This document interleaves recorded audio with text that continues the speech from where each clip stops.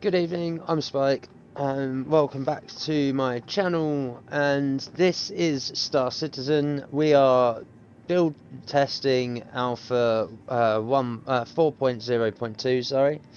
There has been yet another update today, which is the 4th of March, and after the last video that I did, obviously there wasn't that much content because I joined on when there were server issues.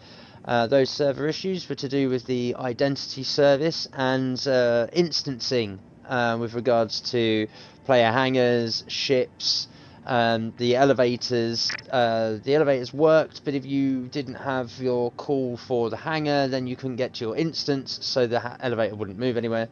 That also meant that you couldn't spawn in any ships, so the ASOP fleet manager screens also didn't work. It appeared to be a relatively localized issue to just the Western world, so the European and American server regions, but that very quickly spread to Oceania and Asia. That resulted in a bit of downtime and some maintenance while CIG tried to fix the issue and obviously update the game. They did so and tested it live service, to which there was obviously a fair bit of success, which then has resulted in this patch. So today I've managed to get myself out. If you watched the previous stream, I managed to get myself out of Port Tressler and get myself back to Artcore in a particularly funny manner. To which I am now back at Artcore on Area 18 to do some more play/testing. Already the response pretty good. Shaders are loading quicker for me, which again, it's been a patch update, but I don't clear out my shaders folder, I don't reset them, the same with my user folder. So for this to be loading and be as responsive as quick as it is with the frame rates, oh, he says there's a bit of lag. So far so good. It's a little bit more responsive than normal. That's probably also down to the patch update on the server end that's resulted in another cleared cache memory file. What's it? So let's see just how responsive things are. So far so good. The illusion of movement and a live service. Boom, here we go. And there we are, we've got the map back. Good old radar map, gotta love it.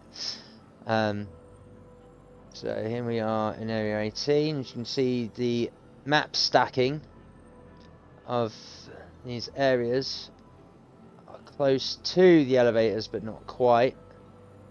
I assume in the commercial release they will probably be more in line with where the elevator's positioning is, rather than just being stacks of map areas that aren't they haven't actually got a locale where they relate to where they are in the external open world, and we are just it's a transit system, but we are basically teleporting in track lines rather than as 3D objects in between these places and then just arriving.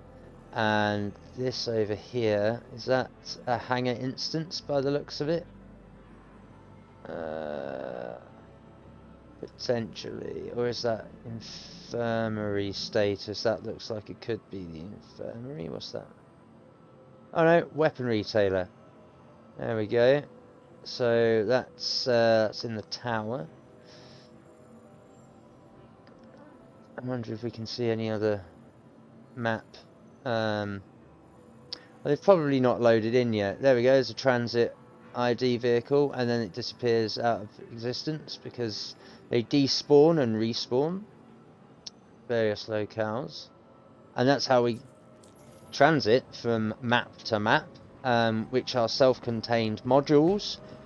As this game is built in modules, if you've ever torn the P4K file, compressed file apart, and actually looked at the game and its assets and how it's built, or even gone into CryEngine, which this game engine is heavily based on. They took the CryEngine and just ripped it to shreds to customize it, basically.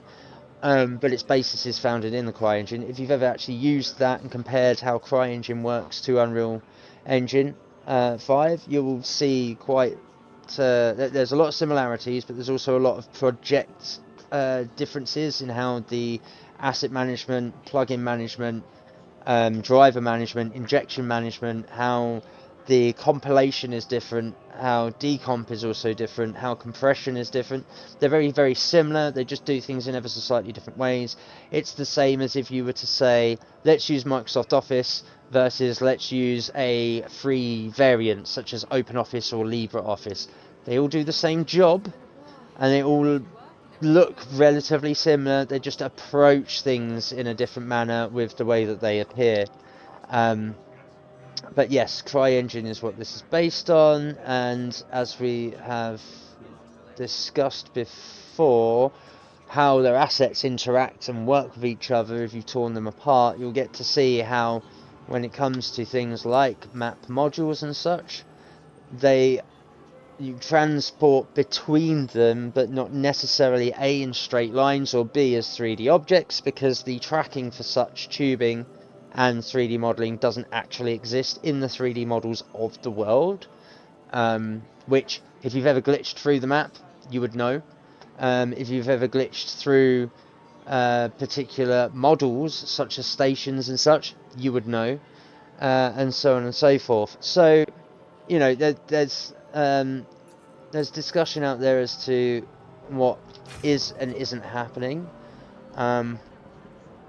but in trying to debug some of the bugs and glitches that happen in the game, in order to actually understand them, to submit reports, it's not just as simple as finding a bug and trying to replicate it just based on what you did, because you would need to understand how the interaction of what you have done has generated erroneous code to begin with, and in which layer of the game's coding or systems that occurs. So for me, reporting bugs and such, and coming up with solutions around those issues, or seeing how they've propagated and at which point in the layering table of the game's code that they are likely to occur, it then becomes easier to write a report as to which potential system, CIG or whoever's doing bug, focusing on which bugs to fix and stuff, whereabouts to look, how many reports are generated in which one system.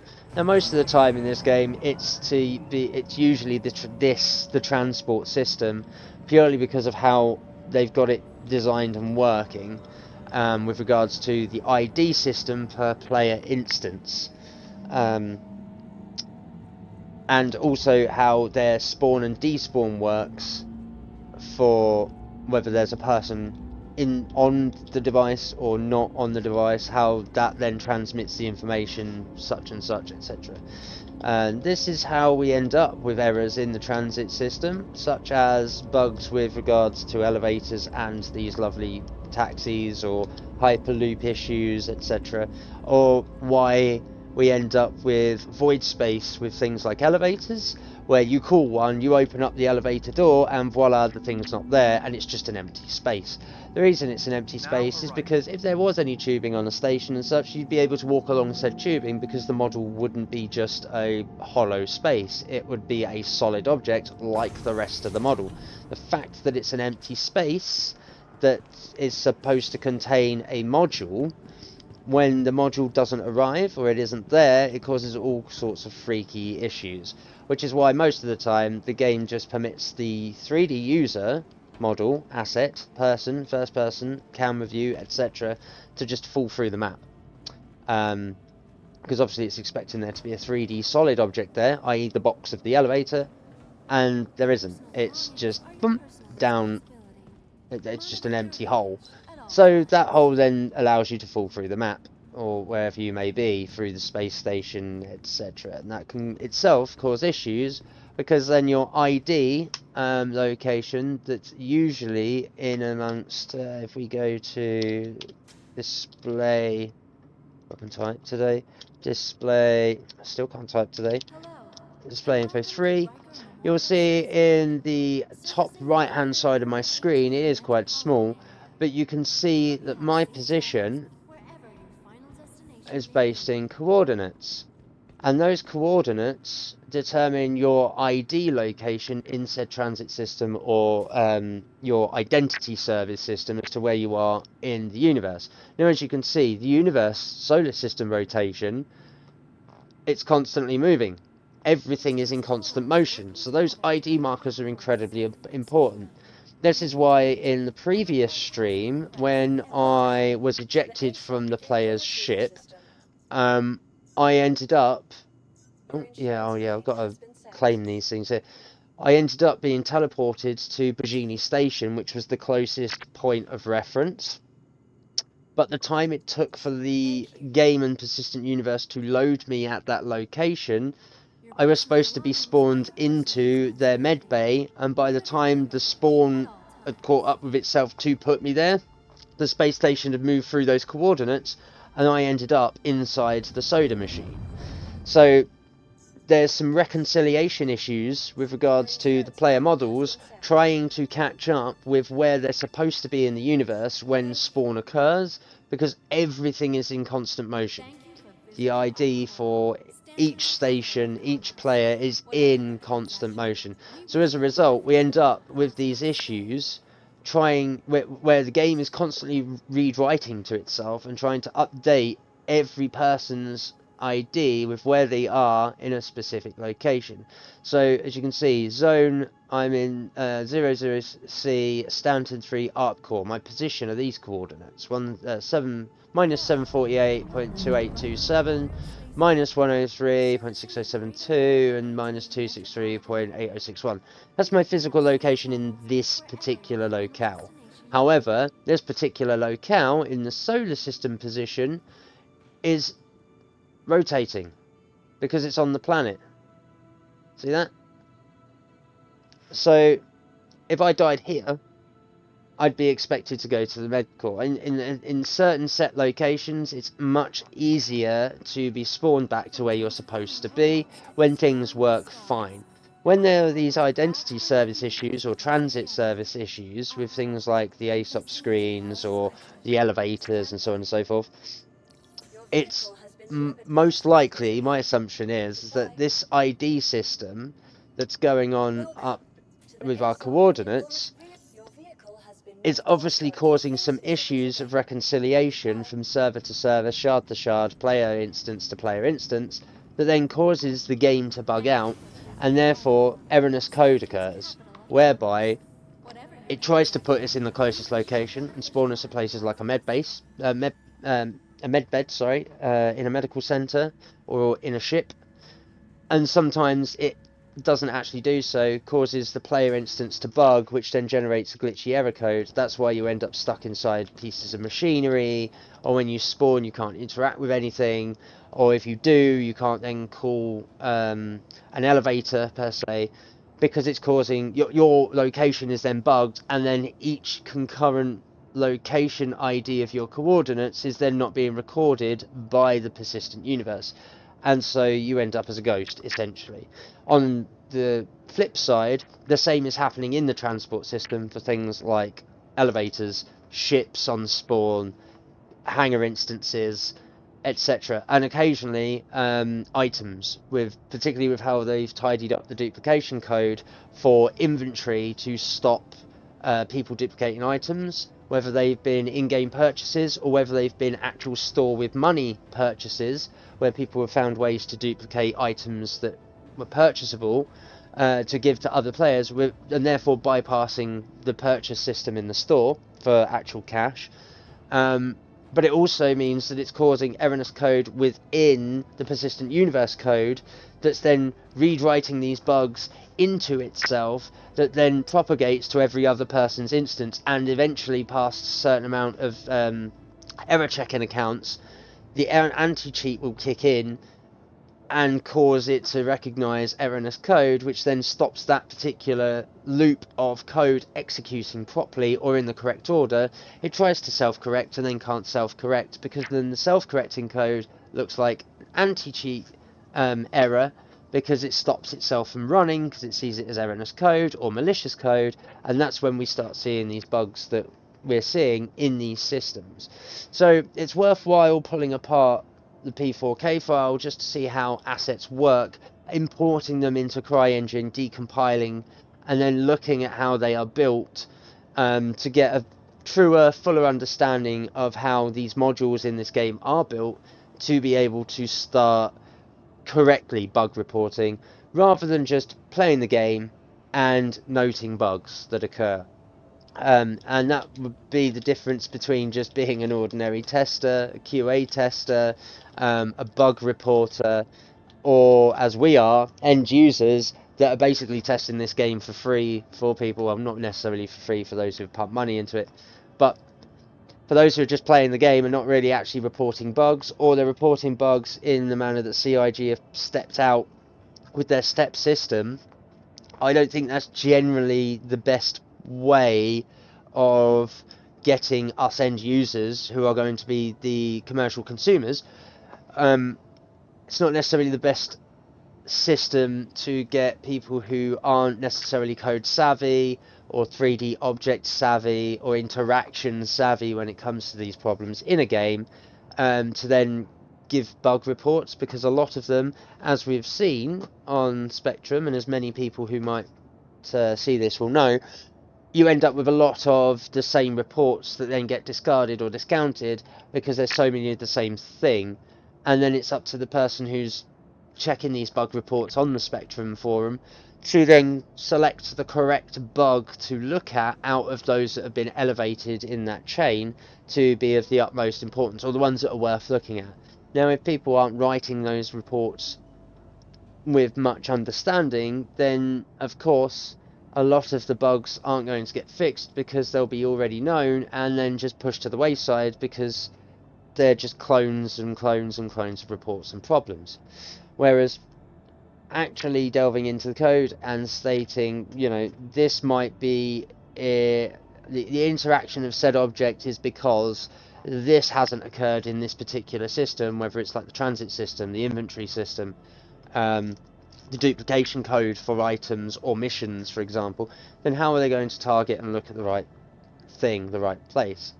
So today I am hoping to reclaim some of the money that I've lost recently in some of the items that I attempted to purchase for the priority missions, whereby Port Tressler, in the erroneous session that I did the other night, it took my money. It didn't generate the SKU boxes of items that I was supposed to have purchased, and I did that 2-3 times. So I've lost about 50k here. So I need to do some missions today to recoup at least that money on the way to the Vulture.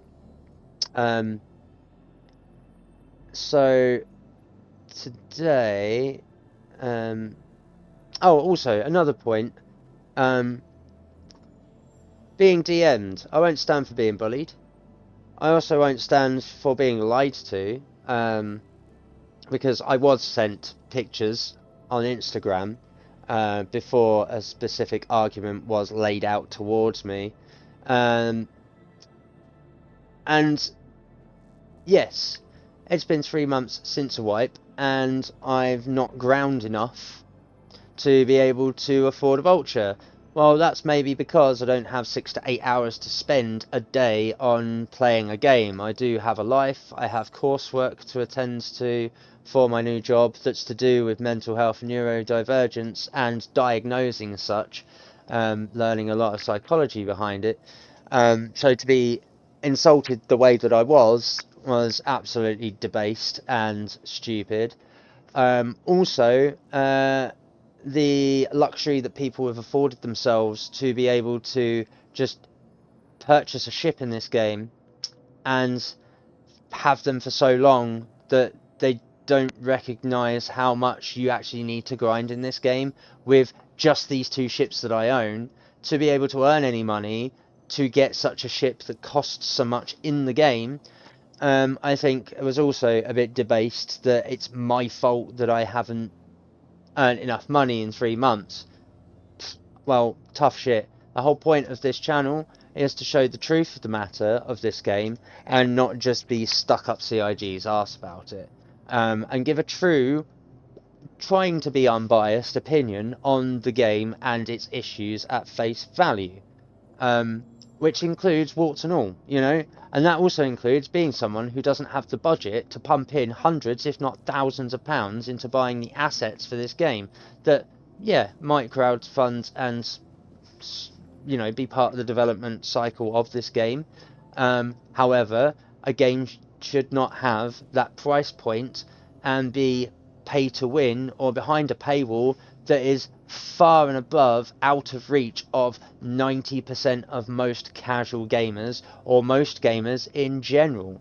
The fact that you're buying or spending as much money as a console purchase within its own right to purchase one digital asset to do a particular job in this game, I think is pretty crude and, you know, a bit of a disjointed model for a game to be based upon, especially when it's trying to near a commercial release, where most people who might enjoy this, those of Elite Dangerous, Starfield, etc., may not be able to spend the money to be able to play this game.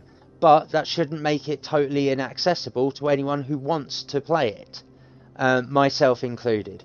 So I think that the comments that I received the other night are completely left of field and very unfounded, and also a little bit you've lost what it's like to be someone who doesn't have the money or the budget to pump into a game and spend hundreds if not thousands of pounds on ships that afford yourself the luxury to be able to do larger missions where you don't have to worry about the size of your ship, to be able to earn a lot of money almost immediately.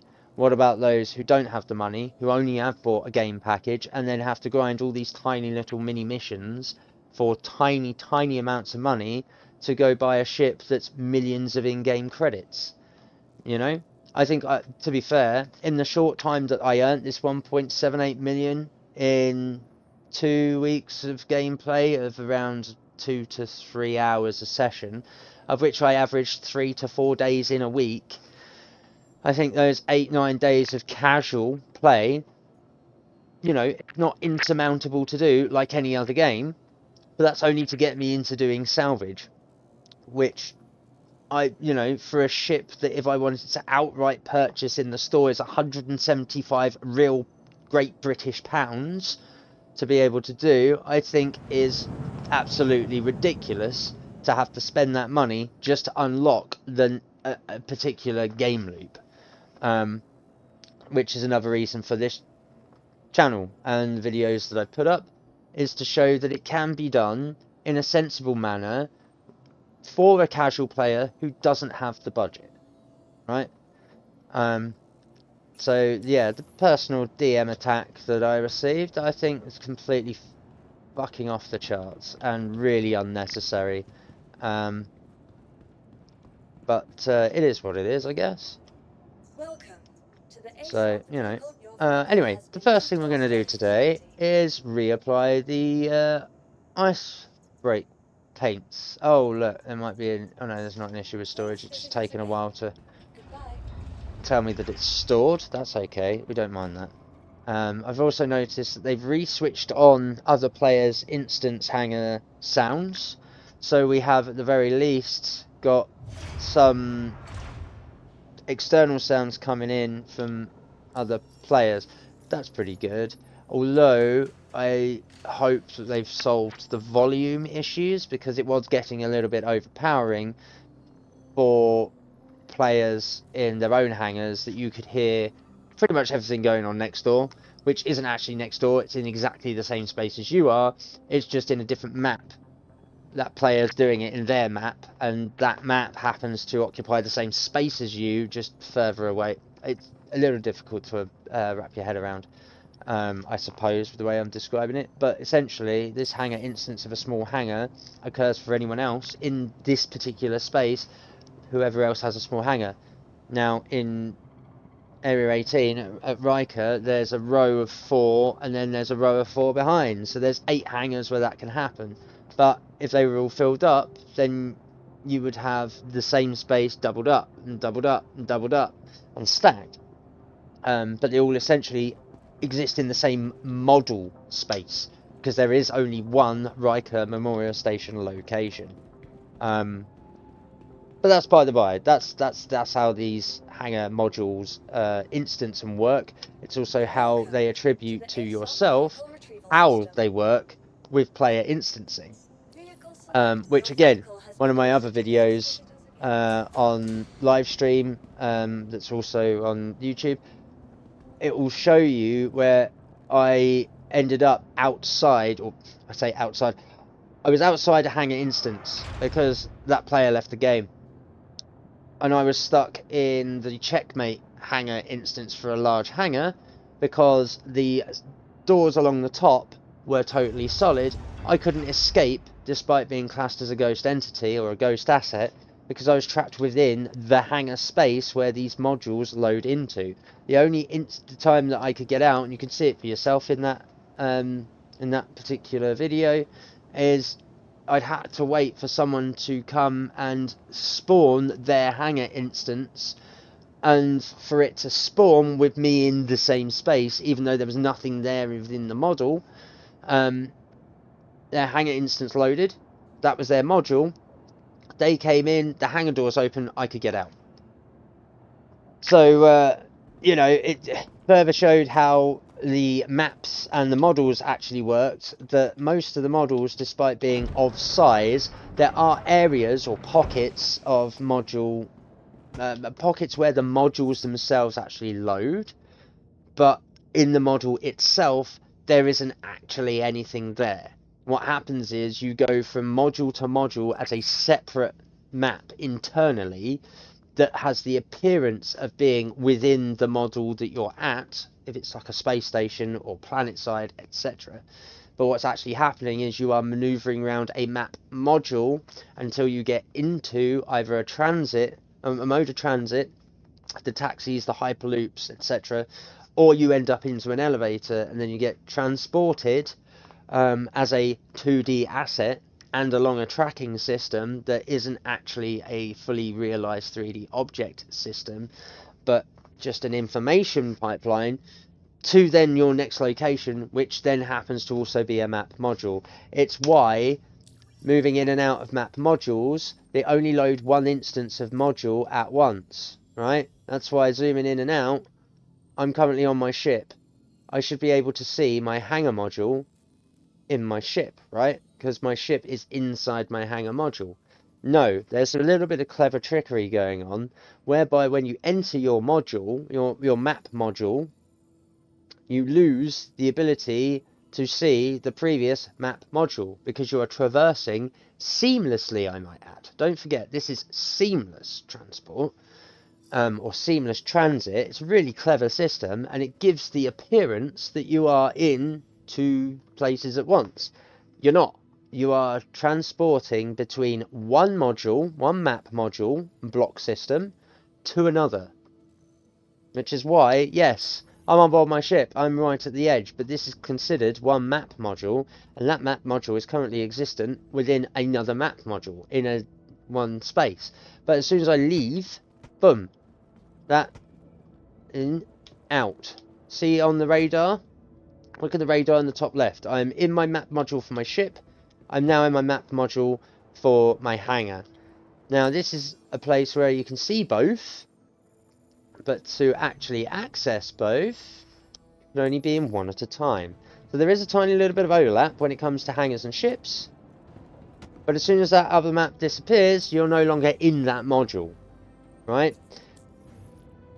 Now, as far as I'm concerned, and from what I assume, this only happens in this space. It's also why the transit system can muck up, particularly with spawn and despawn instances, because this is a lot of information to process and to keep transporting this player asset, this player model, particularly when you're inside and outside. That you can see where it happens. It's to do with the lighting system in this instance. There's the barrier, there's the barrier, there's the barrier, there's the barrier. Right? The other instance it will happen is when I get out of this part of the map instance and arrive in the cockpit to remove myself and go through my hangar, which has another shield above it, which will infer my movement from another instance, from instance to instance. So here I am in my hangar. My map is showing that I'm just on the planet. If I zoom in, I'm just in my ship, because now I'm in a fixed location. But I want to leave my hangar. Hangar request completed.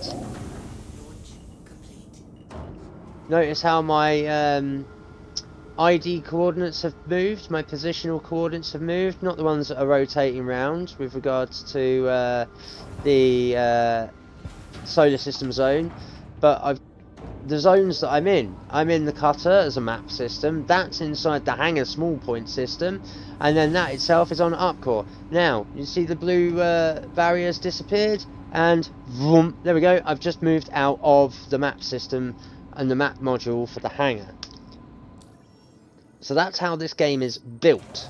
And that's all we're doing. Now I'm in the outside world, though. I can go places. And now we're in the large component of the game. Which, come to think of it, I haven't actually selected any contracts that I should probably do. Let's go to the offers. Let's go to the haulage, because I can only do 50k missions, because the SKU boxes that this can carry is Bajini. Yeah, we'll accept that one. I'm just going to have to do the 50ks, because I don't have the ship to do anything else, really. Yeah. I would love to do priority missions, but unfortunately, everyone who is anyone decided to buy up all the SKU that doesn't just randomly get spawned in as part of these missions, because these are static missions. Priority missions are usually part of an event, particularly with these supply and die ones. Those with the money are just buying up all of the commodities. So players like myself, who have money, can't actually go and buy the commodities to be able to fulfill those missions that give a larger payout. So we would have to have the ships to be able to find those materials either through salvage or mining, which that's what I'm trying to do, is earn enough money to get a salvage ship so that I don't have to buy that particular commodity when it comes to salvage SKU.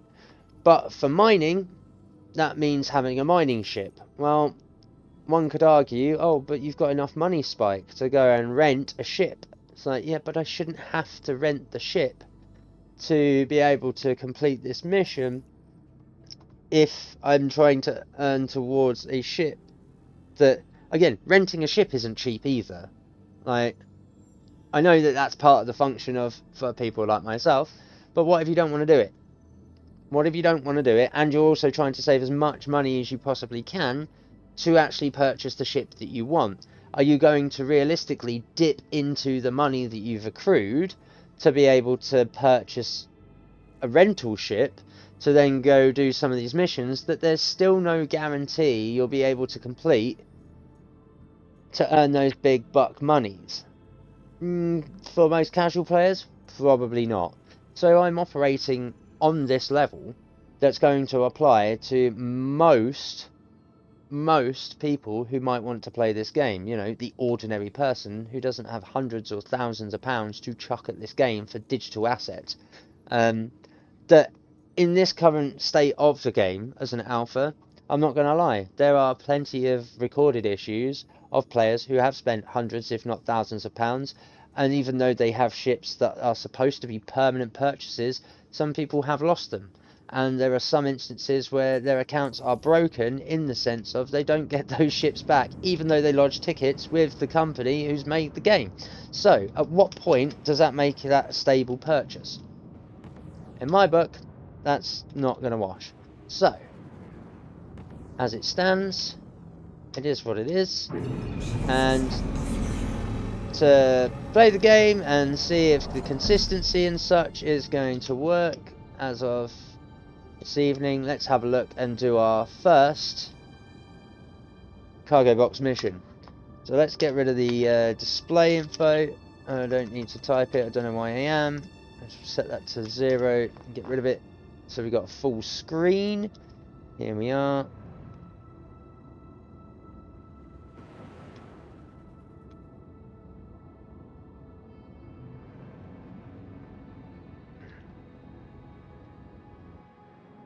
Let's get ourselves up here, shall we? Exit the atmosphere, get some speed on before we blow the engine. Lovely jubbly. Oh, yeah, we are now above the atmosphere to get to Bajini. Let's commit to this game loop. Short jump, short quantum travel jump, that's okay. Set ourselves to 500, so we're not going to end up with too much hassle. Okay, and a crack-a-lacking. Should be good. Yeah.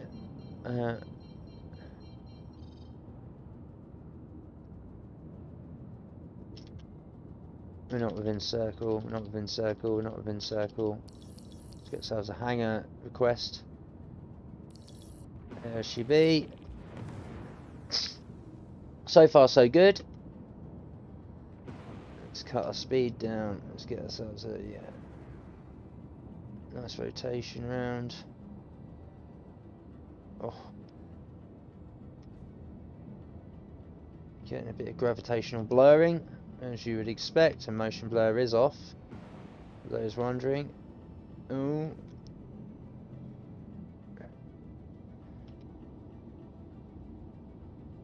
Let's come in at a flat 100.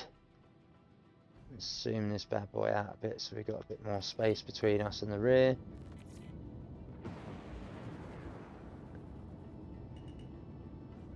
Yeah.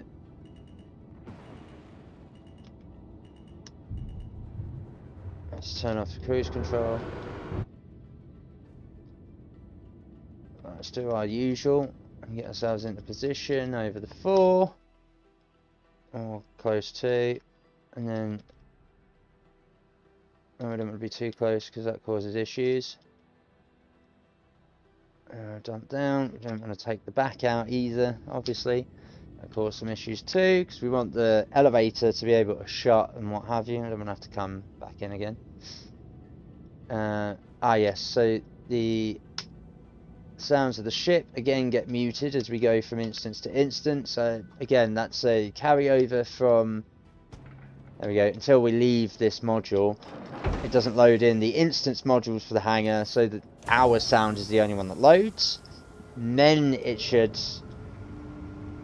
after the door's shut, I'm pretty sure it then allows the loading of other players' instance hangars, where it's we can hear hangar doors and lifts and stuff through the walls, but they should be at a reduced volume if we hear them at all. They might have only done it in planet side locations rather than at station locations. I know that it was happening at Riker Memorial. So how have we still got the max lift on us? I'm literally not carrying that.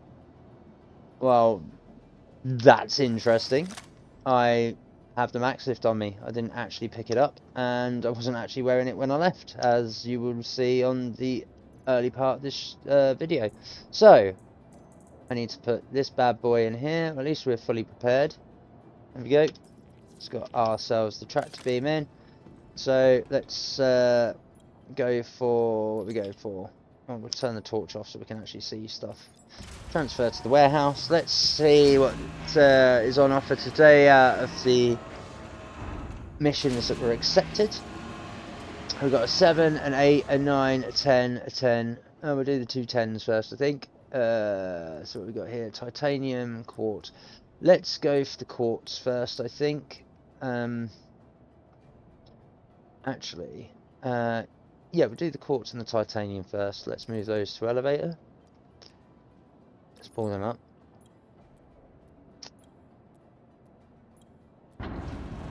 It did want to do 2 at once. I was going to say it should allow the spawn of 2 once. It clearly didn't want to, but It is what it is. No. So what do we have here? Titanium, titanium, quartz, quartz, titanium, titanium. Well, looks like we're doing titanium first. Okay, let's go. Let's pull this bad boy onto the ship. Where is it? There it is. Let's see. Have they should have fixed the grid. Yeah, I think they have. Before, I was able on previous streams to float the box in midair and it not clip to the bottom grid first. It would clip to the one in midair. But I think that's because there were, again, at the time, issues with regards to not just the transit system, but the module system for ships and such, causing errors in the grid system and these gantry great things that were 3D modeling themselves out into space, but without the model actually following, which is a point of reference issue on the texture of the asset, I believe. This then pushed the grid system up, so this bottom grid one that I could clip was actually in the top when it shouldn't have been, and that was what was causing the issue. And in doing so, as mentioned in those videos, you could see that I was losing space in this floor space to have my boxes down where I needed to have a channel to come down here and scooch inside, which obviously then made doing the skew missions whilst that bug was in existence quite difficult. But found a workaround, found a way to get around it. So again, if there is anyone out there who encounters the same issues, either on their server, on their shard, in their region location, etc., or in a later patch build of this game, you can find on my videos a way to kind of get around it, or at least to take it into account so that it doesn't become so much of an issue for yourself. For instance, this section here, am I going to be able to... I bet it's not going to let me rotate it, and I bet it's... yeah, I thought so. It's that piece of gantry there between the model. It's not letting me do it, so let's rotate and then shove you in, and then yes, that's boxed it in. We get a bit of a lip overlap here, but yes, where that box is now touching in the wall, that grate was just not possible, and it was bringing it quite a fair way out. That made it quite difficult to be able to place these skew boxes in an efficient manner, where yes, this only has a clippable grid of 4, but realistically you can place 12, 13 at a push if you try your hardest. Which again means that you don't have to do multiple trips for 10 to 12 skew box missions like what I'm doing, which obviously negates the necessity to have a little bit of a larger ship for now to be able to do this game loop. But it also allows you to take the missions that are the smallest and not have to incur more risk or more cost to be able to complete them, which I think, you know, is doable. The only issue is obviously placing stuff too close to your door that you can't get back in your ship. So let's resolve that issue and just pull these up a little bit. Now we've made too much space. We only need a little bit.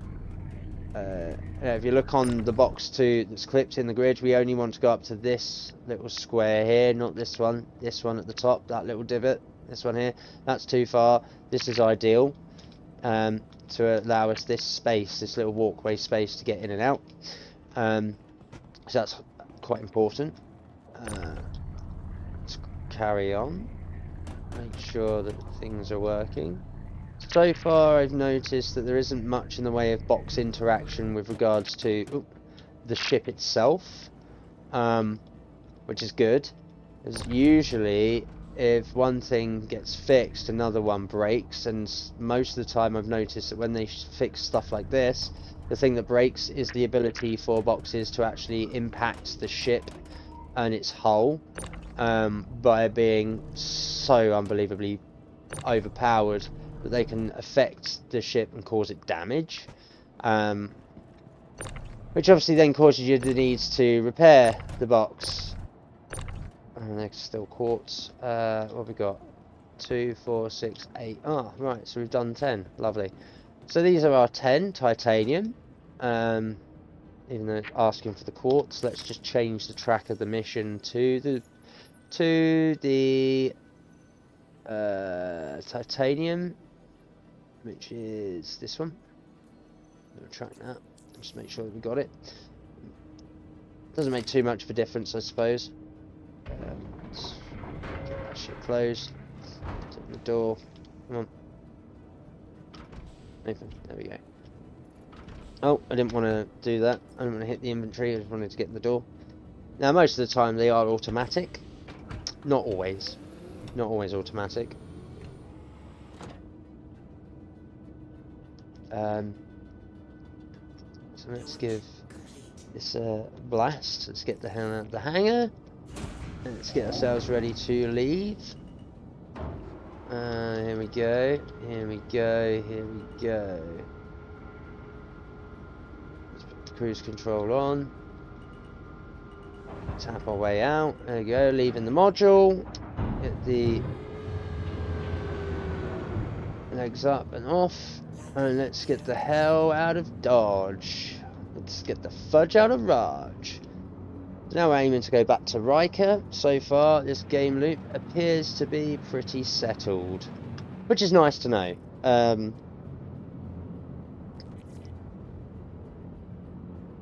It does mean that obviously the cash can still be earned.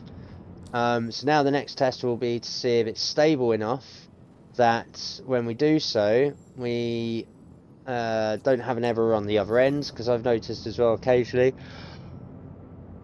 as could be seen in some of my other videos, that even though the duplication of the items can sometimes be fixed, occasionally the reconciliation of the completion of a mission can sometimes be out of whack, and you can either complete the mission and the counter in the top right on the notification delivers 0 out of 10 SKU, sometimes doesn't update.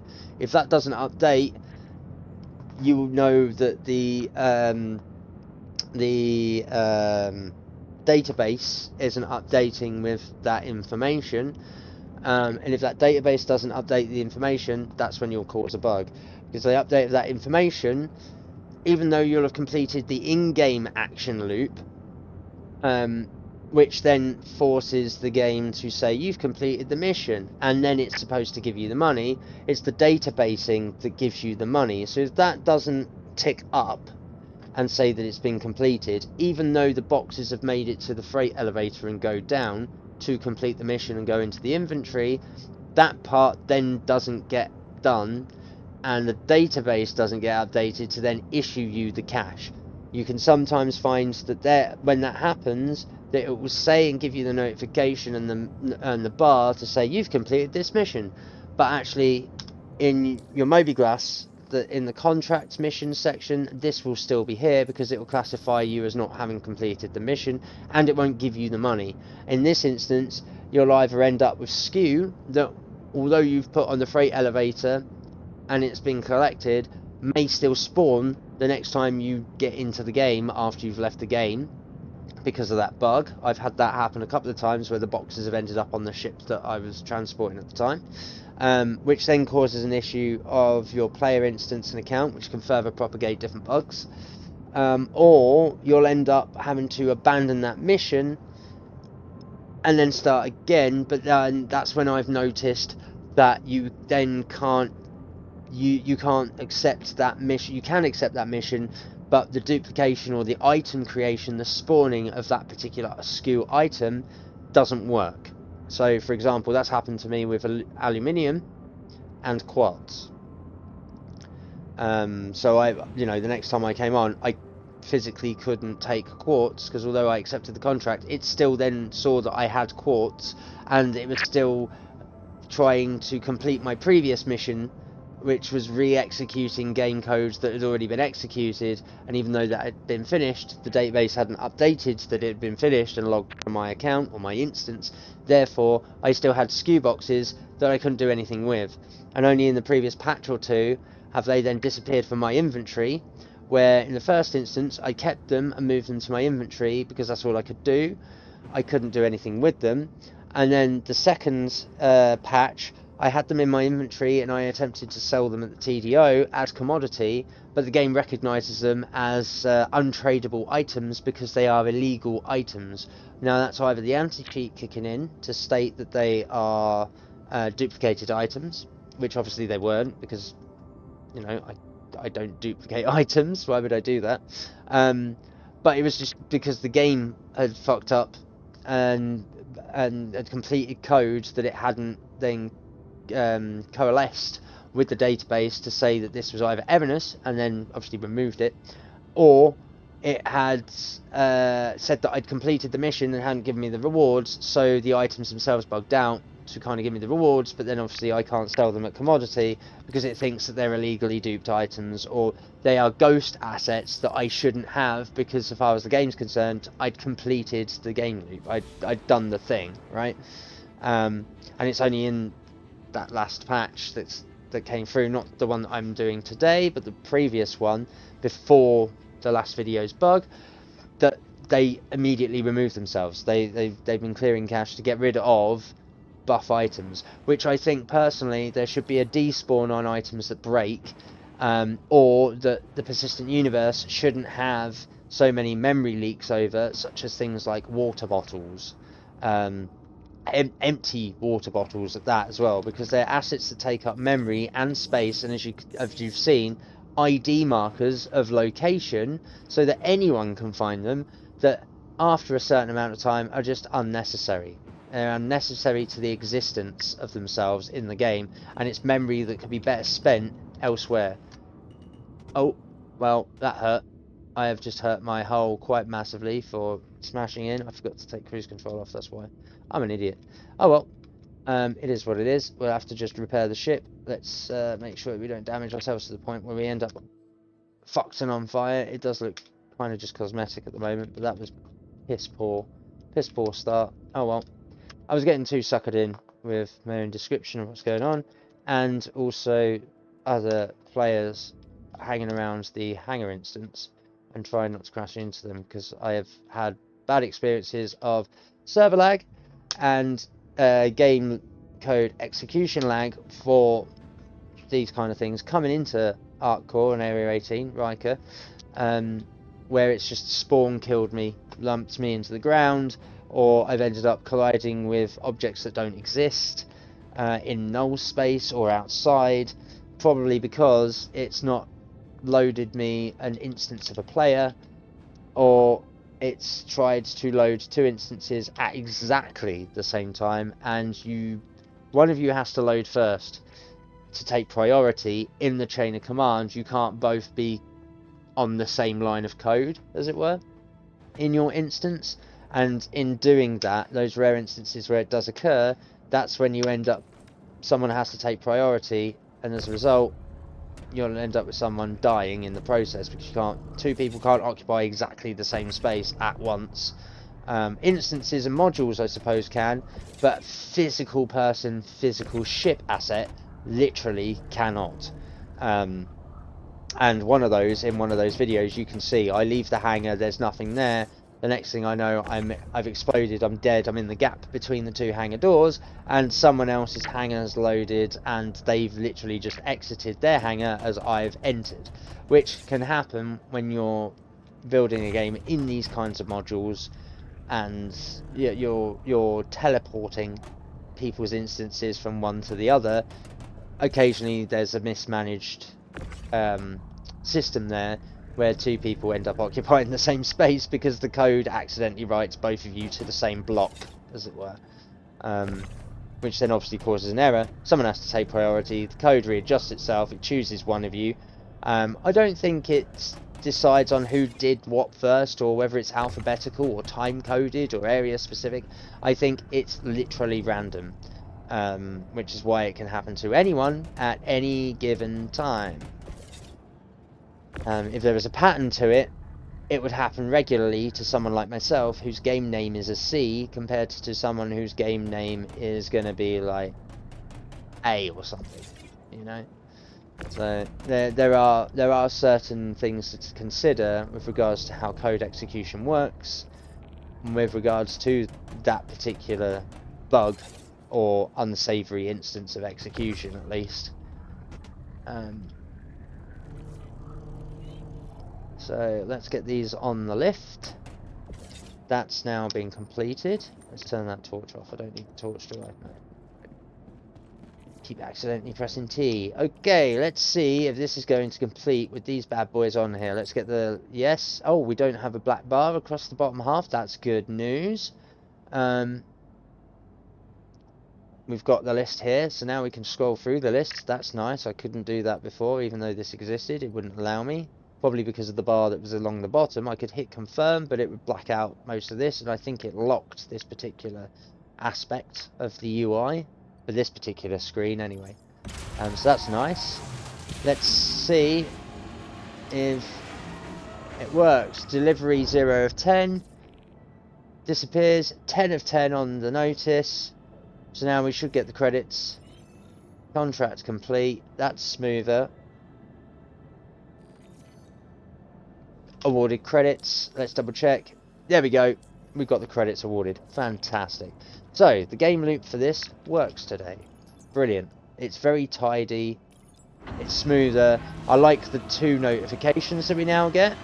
One to say that your delivery is complete with a notification. It used to just stay in the top right and just update that number. Now it actually transfers it over to its own notification bar to the middle. Then it gives you another one, and then it awards you credits on the top, on the right hand side. Cool. That's nice. I like that separation. Some people might say that's messy and it's a little convoluted to give you 2 extra notifications. I think steps like that are what's required sometimes to make a game less complicated, even though it makes it more cluttered, because that less complication means that the code has to do 2 sets of something to sort of validate itself, rather than trying to be clever and tidy in the one side on the notification bar. You're then getting it to do one thing before it does another thing to sort of revalidate, so that you get a consistency in code propagation. And it's not looking for too many different numbers that clearly it was getting confused by for whatever reason and was bugging out. And it didn't have anything to do with the code duplication for the items spawning. It clearly didn't have an issue with the despawn of them in most cases. It would be on the completion request of the execution of the code, which would mean that it would be part of the consolidation of what you've just done being logged to your player's instance, either at your location or within the database, to say that you've done said thing, tick box, cross off the list, put into log, done, and then give you the reward. So between those 3 different systems, they appear to have resolved that particular break in the bug in quite a tidy manner, which is nice. So we'll accept that. That's nice. That's something we don't have to worry about. At the moment, could be worse.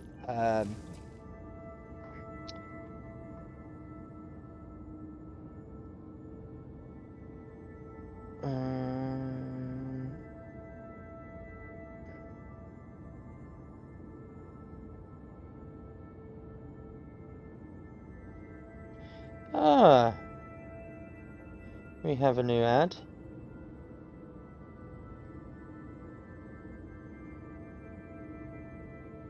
Who are you?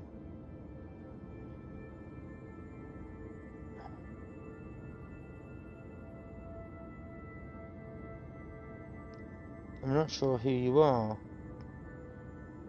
You're following me, but I don't know who you are. Okay, that's cool. Not too fussed about that. And now we have a message from good old Liam. What are you saying, Liam?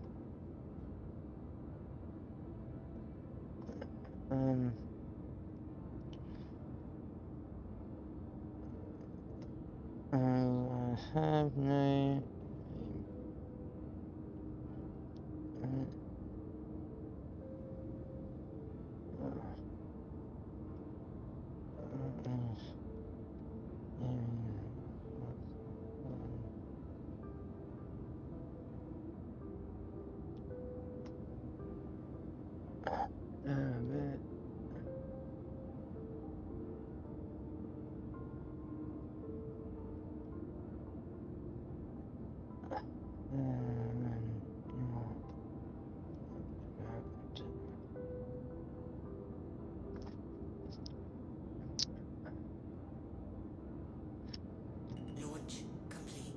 Let's crack on with the next set. So that's our first one, hanger queue. And see, the other thing that I've noticed is that the estimated wait of 100 seconds, that gives the player instancing from module to module and the exit of whatever hangar, where you've got concurrent instances in the same block. It's enough time to give someone to get in or out of their hangar instance when you are both occupying that same space, i.e. at Riker Station, this open module that happens to have my hangar instance loaded in it in that block and someone else's. Unless we can force it, maybe. I doubt it. No, it's going to keep us in the queue, which is a safety precaution. There we go. So it makes sure that they are gone and gives the doors time to cycle, which in themselves are like 20-30 seconds a piece. Oh look, here we go. Let's go. Boom.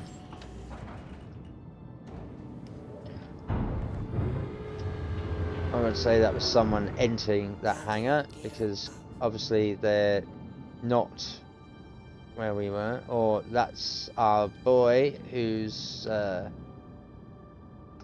ended up coming out. Same place.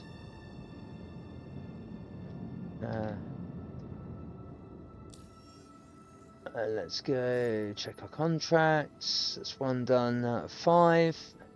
What was the other 10? There's the other 10. Let's go get the quartz. What? Oh, that's the deliver shipment. So we need Virginie, which was over here. Why is it so... What? Why is Virginie so...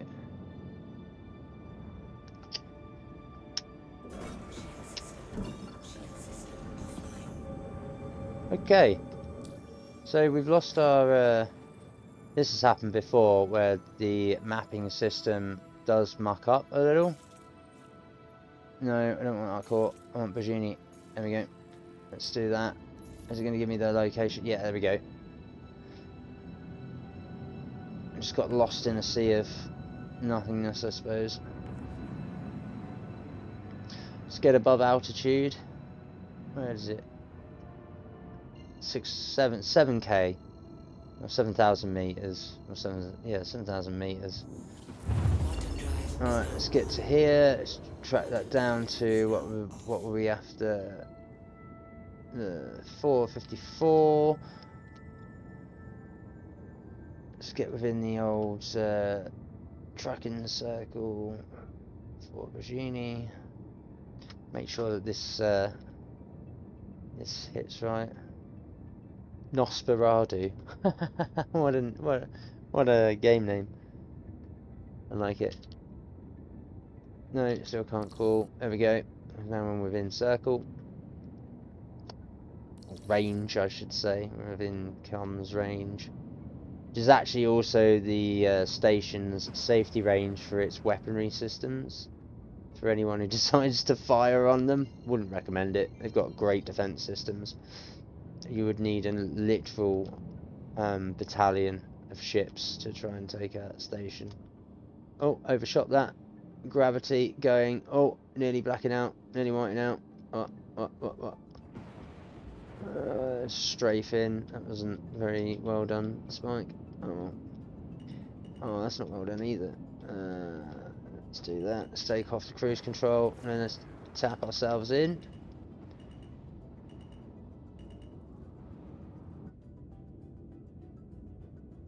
There we go. That was a bit smoother. Still a little bit janky. Keys aren't that great. You know, it is what it is. Oh, I've got to get the old keys out.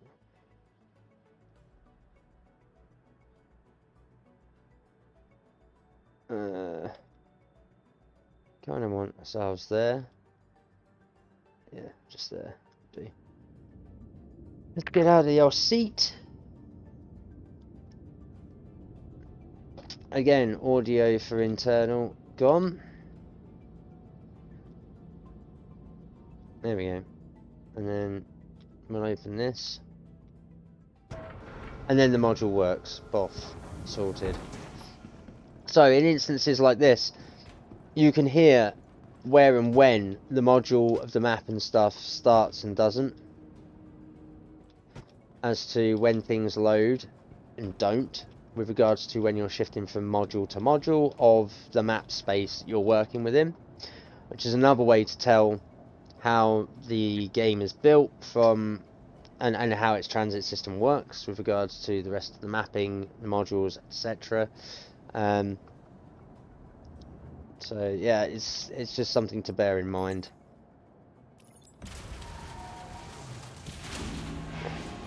Now, I put the quartz on that elevator, and I've come in and it wasn't on the elevator, so is it now back downstairs?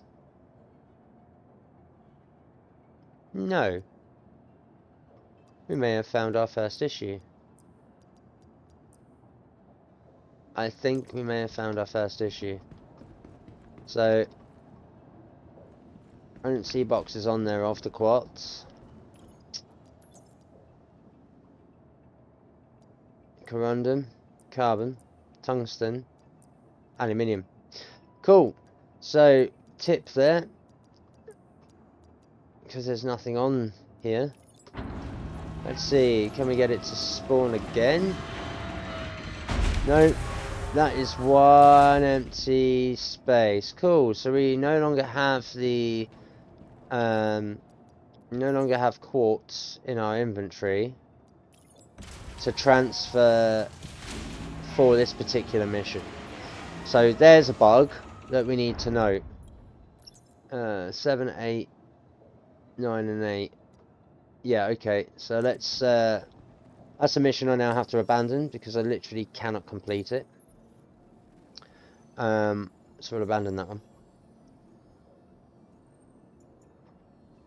Let's go back to these.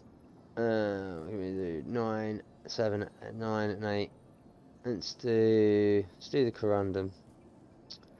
So there we go. There's our first bug. Don't leave SKU boxes out on your freight elevator open in your hangar instance from your collect point. Go drop off a shipment and then come back to pick it up because it won't exist. So only take out what you need at any one time,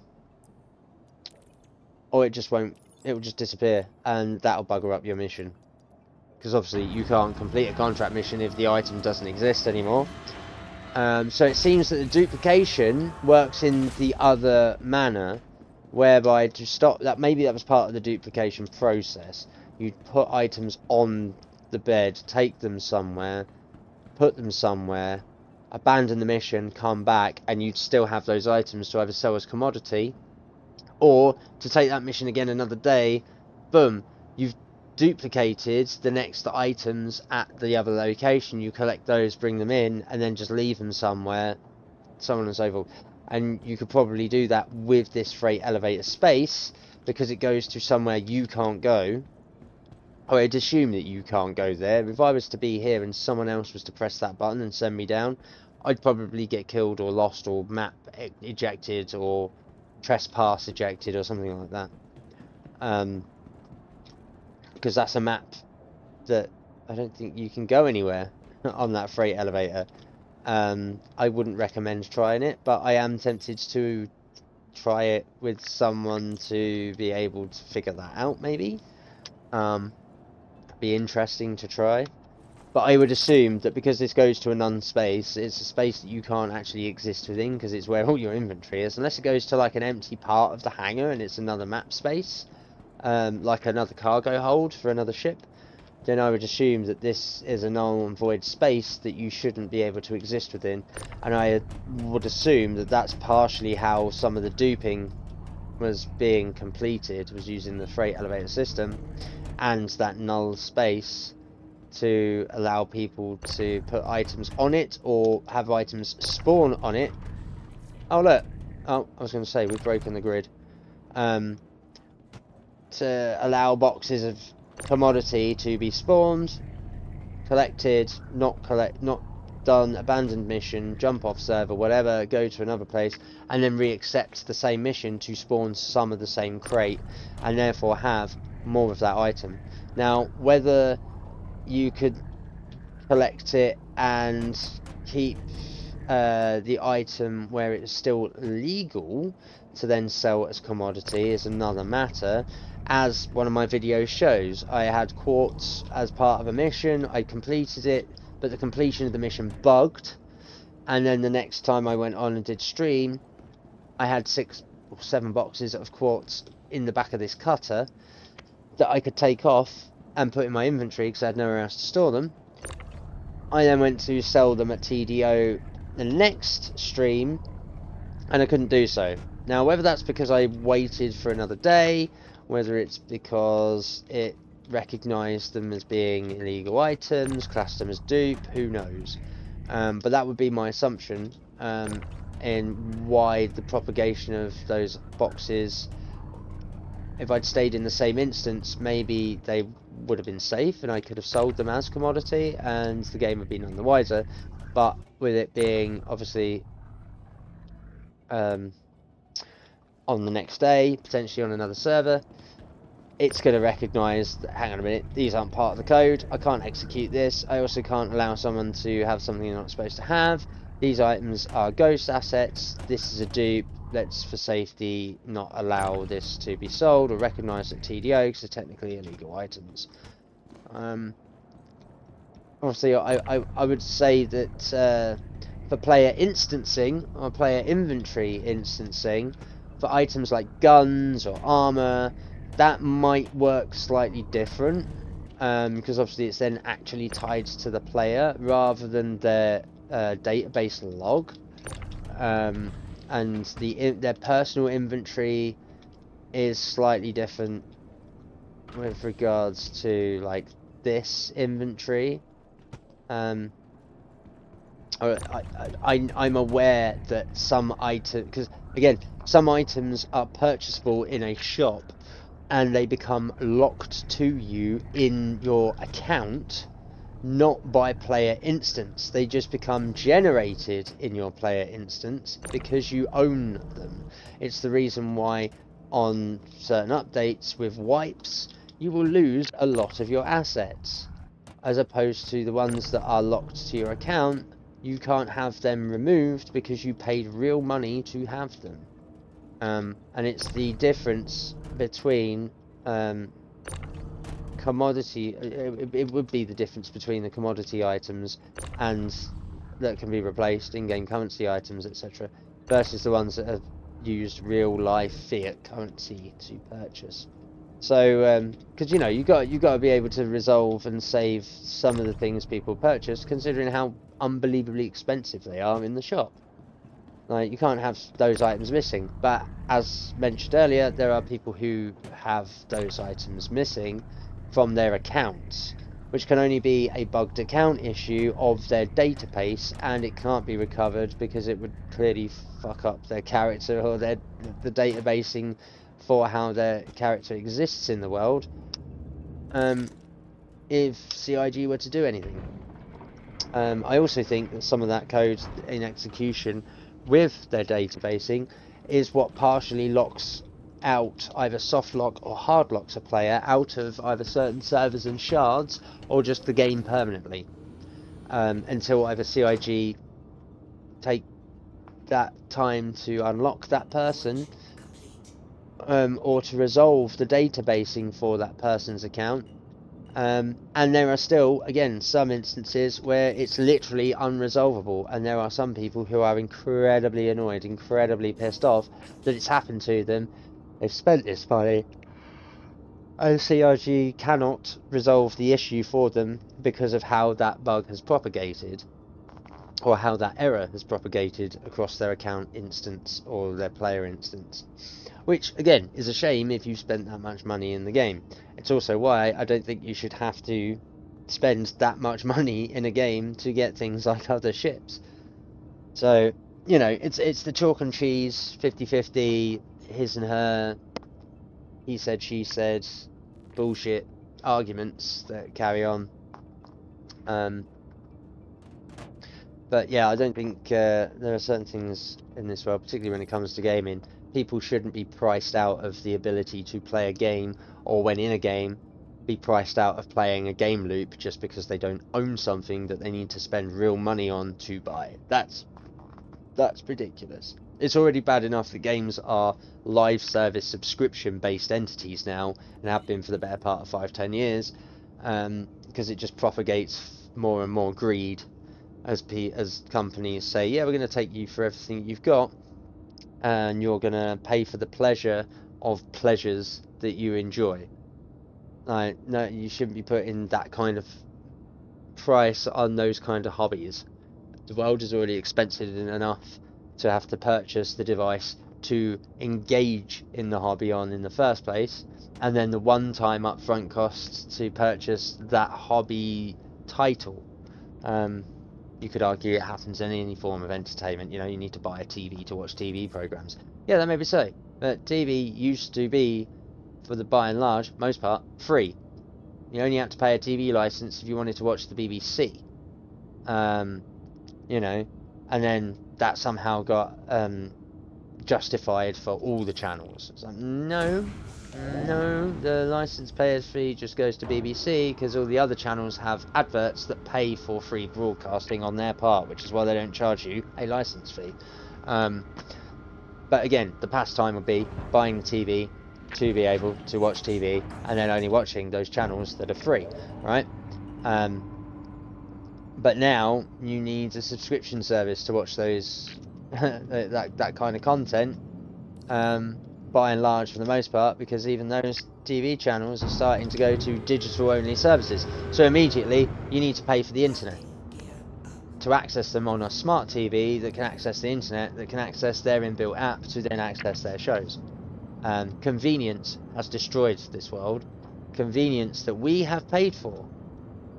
Because all we've asked for is convenience, things to be immediate, things to be there, things that we want. Yeah, sure, we'll provide it, but we'll provide it for a cost. Yeah, that's fine. Cool, we'll pay the cost. Not realising that we've step-toed ourselves into paying for literally everything, and it won't be long before we're paying to just breathe in and out. Although that's happening with health services anyway, so, you know, across the board, it's paying for the privilege of convenience, or paying for the privilege. That shouldn't be the case when it comes to things like this, really. I get that it's the art form of however many people have worked on the assets for a ship, and each ship is concurrently like a specific size, and it's its own map, and it's got its own interaction with textures and how the graphics propagate, how damage occurs, etc., how it moves, blah blah blah. Having seen how, like, the cutter is 6 modules. It's 6 folders, and each folder is its own module. You've got 3 for the interior, 3 for the external, and a folder that is for the texture wrap, the how it controls, its physics, etc. So you've not just got the in-frame models inside and outside for each section, but you've also got that. And that's just for this tiny little ship. So you imagine a larger, like, Polaris type ship, or a Carrack, or a Reclaimer, you know, the big, larger capital style ships. I've seen those assets. I've seen what those folders look like. They are ridiculous. Absolutely humongous amounts of information. At the same time, that humongous amount of information is scaled to fit in the game, and the map scaling for that, considering that each ship is roughly the same amount of space in the folder, means that my little cutter is as detailed as a larger ship, Carrack. So there must be some kind of scaling going on for the models to keep them all within a specific size or time frame. Otherwise, something like the Carrack or the Reclaimer would take up vastly more space for its size of map modules and texture models and wireframe models, etc., as the cutter with regards to moving around the coordinates of the persistent universe and the databasing techniques that this game uses. That's a lot of information to push for one ship, and if you've got 300 people out of 600 on the server using that ship, it's a lot of information to push around the universe and the database for it to accurately identify where every single person, player, instance and ship is, and push that amount of information. The servers would not be able to handle that on one server alone for 300 to 600 players, let alone doing it for hundreds of instances of servers, and to do it per shard, and to do it per region. It's a vast amount of resources that just you're looking at the size of Google itself to run just Star Citizen. And sorry, but CIG is not that big of a company. It might have, you know, the 700 and however many millions of dollars of crowdfunded support to develop this game and build that back end. It's not going to be on par with, not a chance. And to do that and push this amount of information, man, that's some serious. It's already got some serious compression techniques going on in the P4K file as it is for each asset to begin with, each object, each map, etc. And then to have all of that in a folder that is also itself compressed. Like Star Citizen Unpacked is around 300 to 400 gig, and yet we only have a file that's around 126 gig at the moment installed. You know, everything is read from within the P4K file. All the other stuff is ancillary shit like controls, sounds, and even they're not that big.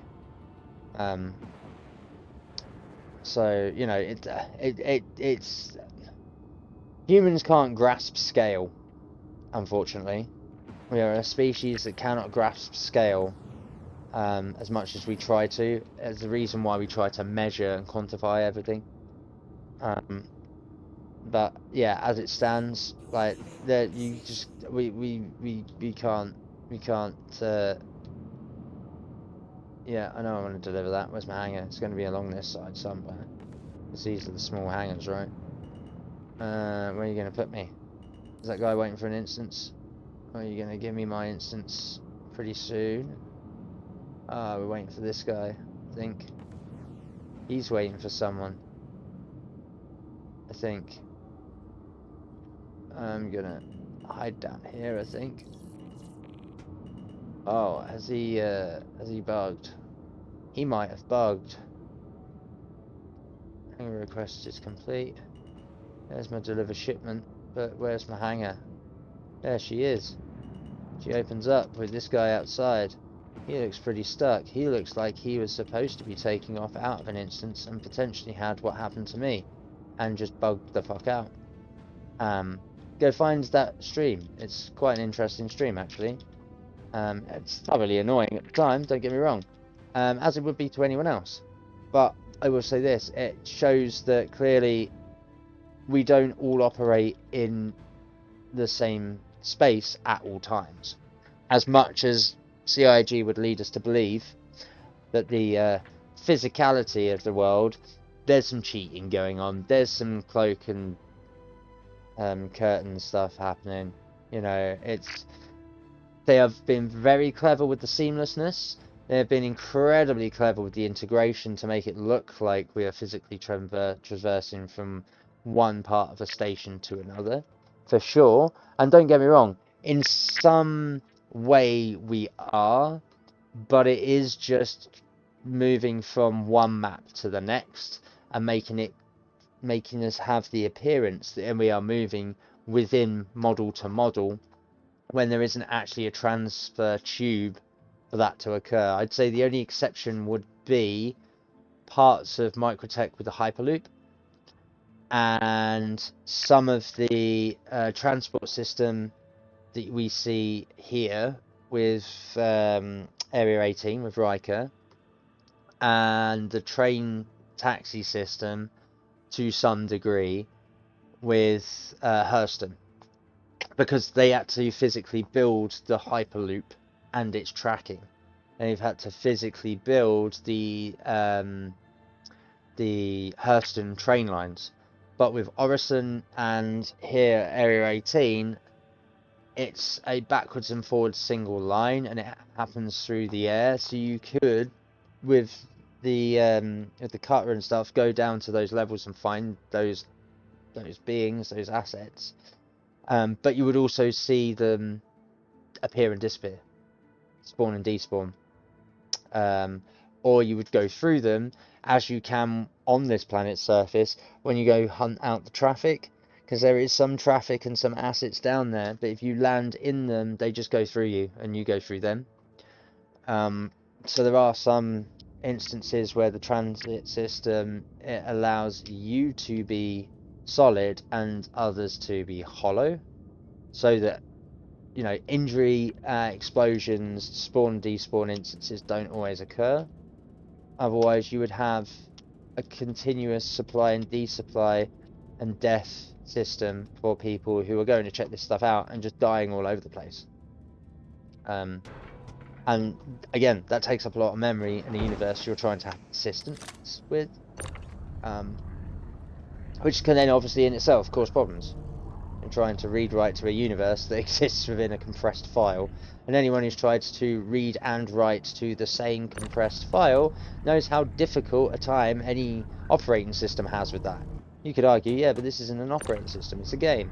Yeah, game engines operate within an operating system, so you got another level of layered contrivance whereby you're trying to achieve that compression level within something that can't do that in a compression level system. That you're trying to get a game engine to do that is built on the same rules of that operating system. Like, of course there's going to be issues and bugs. Trying to read and write to the same file that is currently being read and written to, and it's got to continuously update itself. No wonder there are issues. I think with Star Citizen, that's why we also see, from update to update, if concurrence runs, the issues get they start off small and they get grander and grander, more noticeable from player to player, from instance to instance, from server to server, from shard to shard. And over a longer period of time, it's why the game seems to gradually slow down and get more and more and more broken as more and more errors get written to the code, to the database, etc., etc., that just after a while it can't rectify itself. And then also the workarounds that we're all doing in alpha to be able to stop those things from happening whilst we're playtesting. We see issues that start to propagate from player to player and from server to server and from shard to shard. So we're also taking issues with us and propagating them onto other servers. Like a virus, it's how it gets around. That's technically what error code is. Error code is technically virus code. It's incomplete or broken code that is trying to execute in or out of order with unknown endpoint, or a known endpoint that it can't get to because something else has injected itself into the middle along the way and pushed it out of sequence, which is why it can't complete. That's why it keeps trying to complete, can't get to the end, so error fails itself and then tries again, and past a certain amount of errors it just breaks and the game loop breaks, and therefore the executable code then breaks, and that causes the glitch. So anyway, enough of that. Let's test to see if we can get this corundum to complete. It's on the... what's it? Yep. This system's still going up and down. Still works. Lovely. Let's confirm it. Let's back out. And let's see and make sure that this comes in. Let's see if we get the double completed. Deliver 9 of 9. Yep. So that's completed. That's now logged. That will give us the next one. Lovely. So that comes up fine. And then it should give us the money. Yeah, lovely. Let's double check the inventory. Yeah, lovely stuff. So, the game loop for this works. We like it. Let's keep trying on with this. How many more have I got left to go? And then that'll be this game loop tested. Except I've got another 3 more to go. We've got a 7, and another 9, and an 8. So we've got tungsten, carbon, and aluminium. Oh, can't say I'm a fan of the aluminium, but that's only because I've had errors with it before.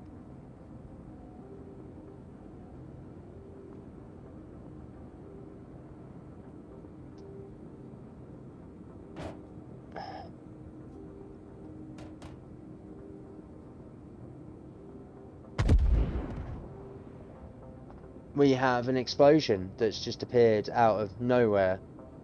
I assume that was outside my hangar in another instance, or potentially outside the doors. Maybe it was the guy that was floating, and he's just finally blown up. Or someone's died and blown up in his space, perhaps.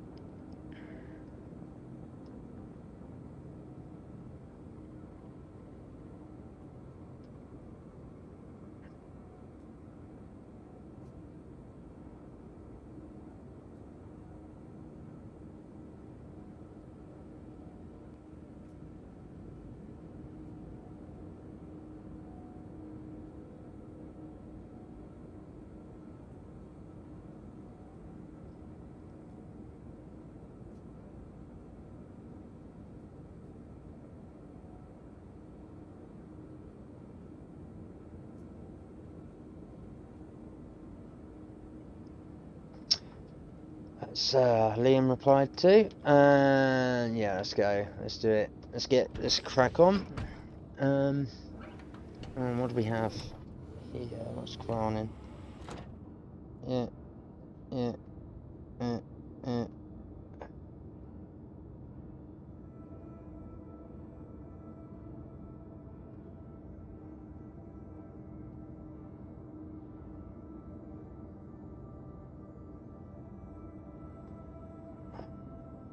Oh, nice. Well, that will resolve that particular issue, maybe.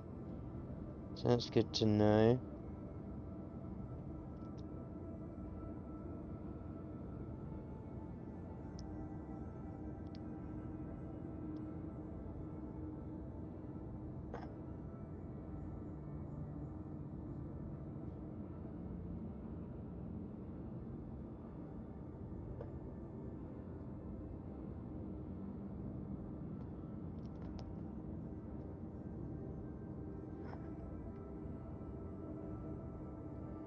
Oh, another Liam message. Let's do that after I've got up and out of the hangar. Do these last 3 missions and then see what's what, I guess. Hopefully we won't dehydrate in the process. I'm being very wary that my hydration's at 57%. So, you know what? Let's just fucking land. Yeah, landing is complete. But I still want to get out of the hangar. I'll probably hydrate myself, IRL.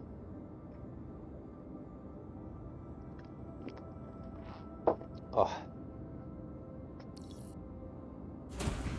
Here we go. Let's go. What are we on? We're on 10 o'clock. That's not too bad. It's not as late as I thought it was. So let's see. Let's complete these other... See, there we go. That's busted. There you go. See that? I was inside someone's instance.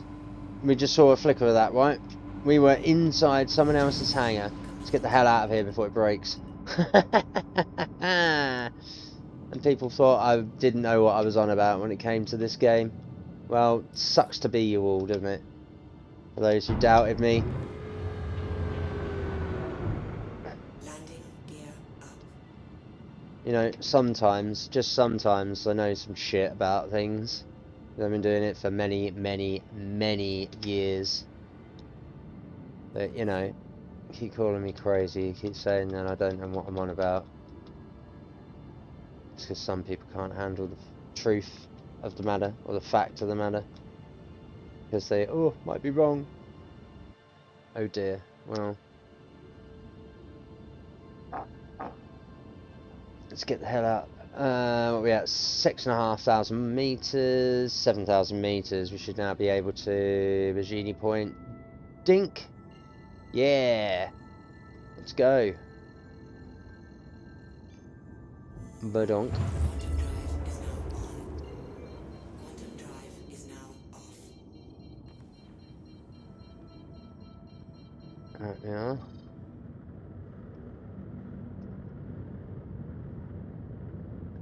Let's slow this shit down. Oh, we got into the inner circle, it was a safety circle, to rotate this tub around, get ourselves a hanger. Oh, requested, and we've still got a... See, now we're starting to get hanger queue instance issues, so either this area is starting to get really populated, or the instancing is starting to slow down, because more and more people are playing it. And the universe is getting more and more populated, and it's not just this same space as people play the game. I'm going to say play the game because we should all really be testing it. And to be fair, yeah, playing it does test it, but it's noting down all these little bugs. I mean, I've encountered, what, one this evening with regards to having the SKU boxes on the freight elevator at the same time, not picking them up, having your instance hanger despawn from one location, going back, and then expecting them to be on the freight elevator, and they're not, but still having the mission. But again, like I say, I suspect that's part of the duplication code that CIG tidied up to stop people duplicating items and stuff from the store, as previously mentioned.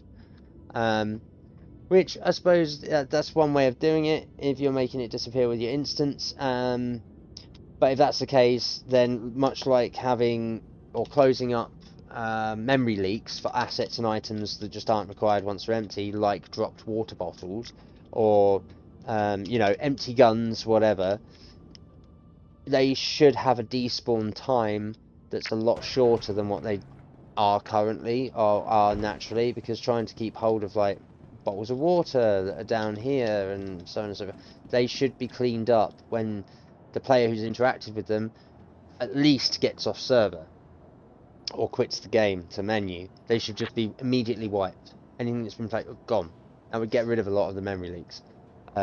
Or instances of bottles that were keeping the place untidy.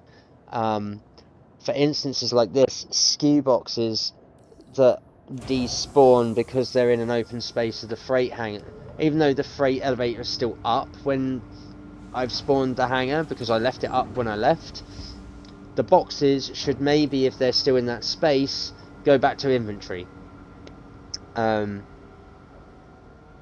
Just so you aren't losing what's spawned for your mission. Because obviously the issue there is I've had to cancel a mission, abandon a mission, because the items are no longer in my inventory. Because I've pulled them out of inventory and put them on the elevator. But that elevator is still classified as part of your inventory. So, again, there's an issue there that I think could be resolved slightly better with having them just put back into your inventory. But again, that's probably to stop duplication issues, I guess, because the duplication could be you leave them on the hanger, you leave, but someone comes into your instance that's a friend, they can then take those SKU boxes, put them in their hanger, vice versa, and you end up with items that people shouldn't have, whether it's for a mission or not. So I kind of understand why they've done that. But there would be a better way of excuse me, there would be a better way of resolving it, so that you're not having to abandon a mission, particularly if in this game they're going to have reputation that will be based on how you are operating within different companies, right? So obviously the more missions that you do, the more rep you get. That's fantastic. But obviously if you abandon a mission, your rep's going to go down. You don't want to be abandoning a mission and losing reputation just because the game's duplication of said object or item for the mission just randomly disappears or becomes a ghost asset or debugs, and you've got to abandon the mission so you don't end up with a mission you can't complete in your list that's pointless having, you know? That feels like a little bit of a faux pas there. Obviously, I'd need to look in to see and then obviously test. The next time this happens, if I can get this to happen again, would be to check to see if there's a numerical value to your rep score, either in the console, which I doubt, but more in the log of the databasing for your character, your player instance. See if there is a physical value. There must be a physical value for this to output the graphic and where you are on the scale. So it's like XP. So this value must change for it to go up and down, right? Well, if you're having to cancel a contract because of a debug, it'd be interesting to see if that value does go down if you have to cancel it because your SKU item doesn't spawn in properly, or if, like earlier, it debugs and then you can't complete the mission because you've got no recognized inventory to pick up. So it'd be interesting to see if that's self-repairing and doesn't get affected if you have to cancel a mission that happens too, if it can't propagate. Although I suppose, how would it know if that was the case? Because then if it did, the self-replication would be it just ends the mission for you anyway and automatically deletes it, right? Because there wouldn't be a mission for you to complete because it would recognize you can't complete it, so it would just automatically do it for you. So again, there's a couple of link-ups in coding for things like contract missions, the items and such, where a tidy commercial release should have this particular feature built in, perhaps, just so that you would know. You wouldn't have to go through the hassle of having to manually do this to keep things tidy. But also there's no point having this information, again, in the game as a data point for either your rep and player character and inventory to be modified and be erroneous, and therefore potentially generate another glitch, another bug, if this contract can't be completed because of that issue. So, you know, things to keep an eye on, things to report. Which again, I will do a report for that one bug, and send it in, because why not? That is a little bit of a, well, it may not be an oversight. I would say it's a little bit of an oversight, but if that is what they've had to do to stop duplication, fair enough. But if that's the case, then it needs to be in the patch notes of some description, or it needs to be notated somewhere that you cannot just leave items on your freight elevator and expect them to be there when you come back to your hangar, because they will disappear the next time you go there. Which, again, to have the seamlessness of, if you leave something on the freight elevator for you to pick up later, it should be there. That should be how the mechanic works, obviously. Because, you know, you should be able to do that. That should be part of how you want to play the game. But you can't do that at the moment because, obviously, everyone saw on this stream, on this video, that they disappeared and I could no longer collect the quartz. It could just be, again, I wouldn't say that I necessarily know this for sure, but it... Have I now not got an... Have I got an unclippable grid here? There we go. Yeah, that grid position is still working in the same manner. You can't have a box in front of this clippable last item, otherwise you can't clip to it, even though it's got enough space to reconcile that it's not in the way. Again, could be just cutter specific. I'm prepared to accept that fact. You know, there are mitigating circumstances to any given situation with regards to this game and how its assets work and such. Particularly when you've got to consider this is a map space that's different to the map space it's come from. All of these data points and assets have their own ID location in their zone, so on and so forth. So, yes, lots of information to consider to get this game to work as intended. Which again, the fact that it's got this far and works the way it does at the moment and has the few issues that it does have, considering where it was from last year with my first set of videos to where it's come from and through from those videos to now, you know, it's still very technically impressive. I love it. Even when it doesn't work, yes, it is incredibly frustrating that some features have been taken away from some players with certain hardware, so on and so forth. But got to a point where it is still playable even without FSR for myself, and it still looks just as good as those who are using FSR. In my opinion, I might not have as much headroom on the frames, but it's still running at a good 50 to 60 frames now, so I'm not complaining too much. It's still jittery in a couple of places for sure, but it's definitely a fair bit more optimized in this particular build.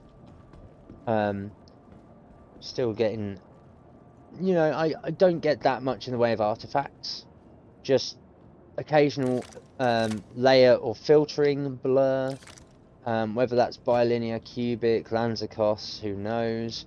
It could just be built into the particular layer or object item, the texture, you name it. As to what, why can I now not get in my ship? There we go.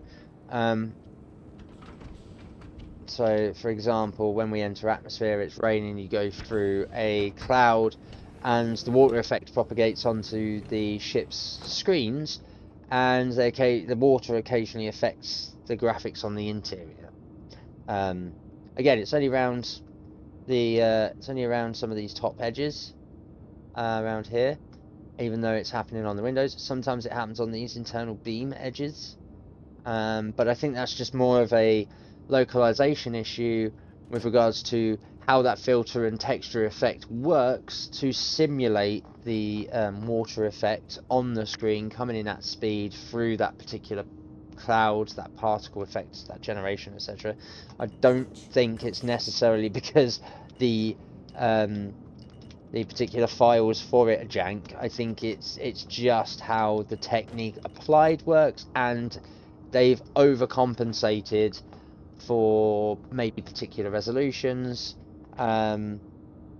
or maybe for certain ships. You know, I don't think it doesn't detract too much. It's just, you know, something that, again, I notice for debug purposes that it could be a little tidier, you know, but polished so far. This game's pretty polished already, and they've tried to polish as they go,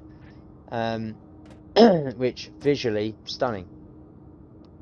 It's now just the more essential coding practices, the tidying of said code, the efficiency of the code to execute its commands in a more pragmatic and lossless way, so that we have a more seamless experience where we don't have some of the issues that we do face that are glitch prone, you know, of which I'm pretty sure most of my videos have shown and covered most of the prime candidates, the main suspects, the common denominators of issue that plague this game in its current state, current build, etc.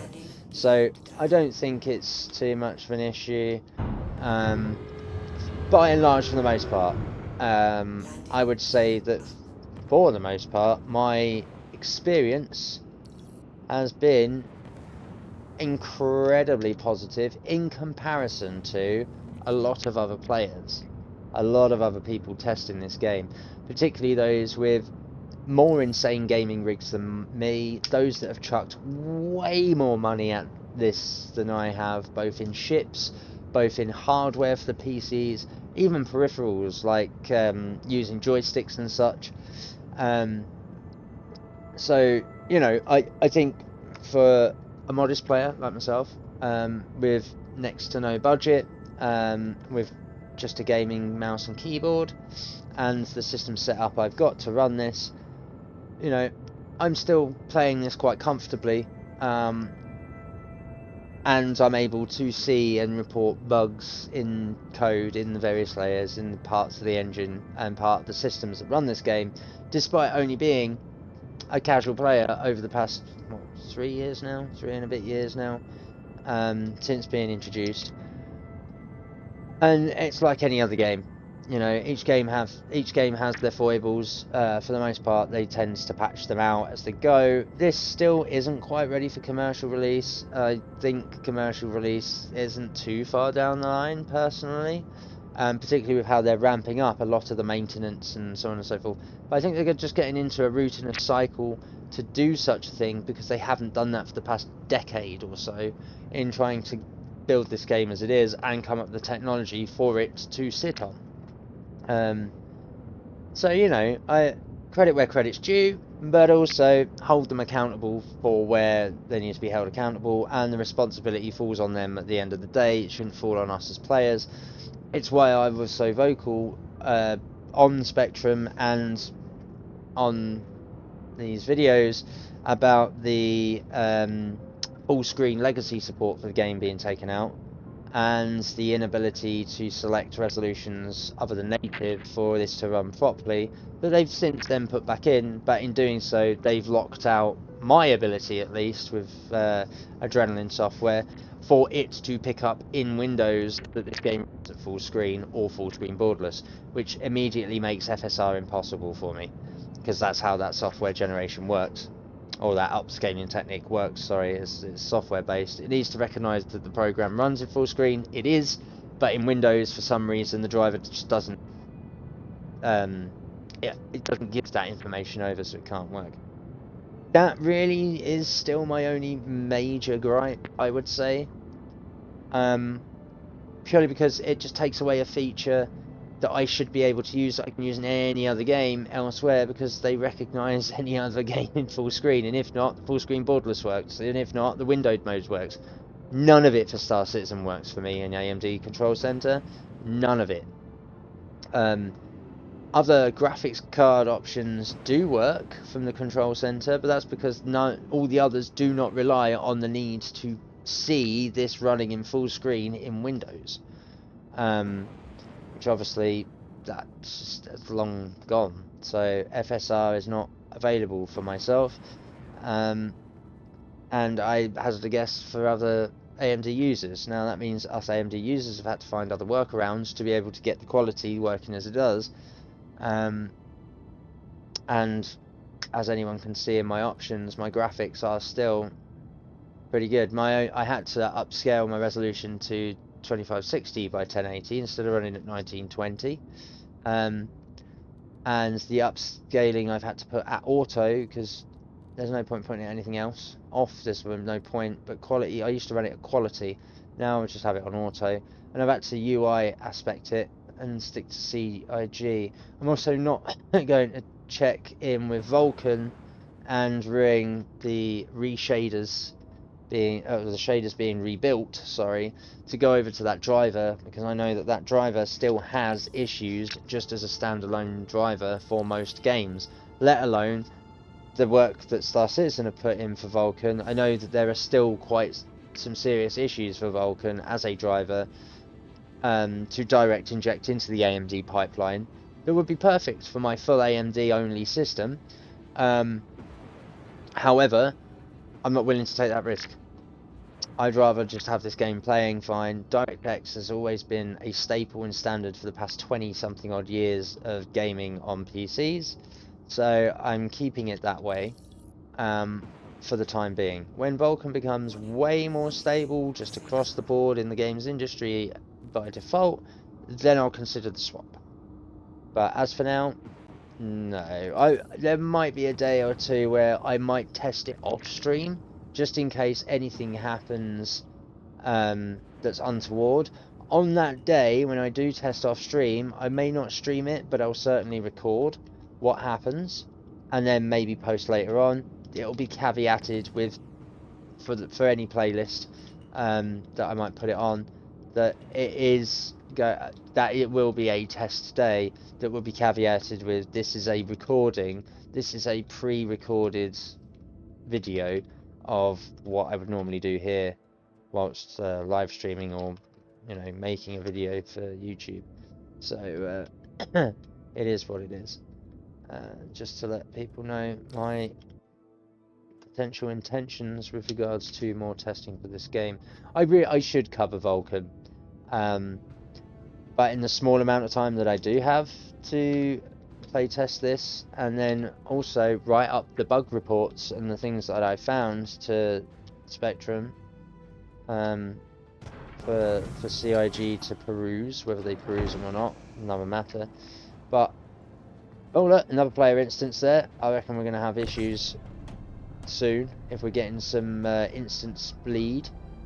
I need to do these missions pretty quickly before something breaks or before the server crashes, because it wouldn't surprise me if we end up with that happening at some point soon.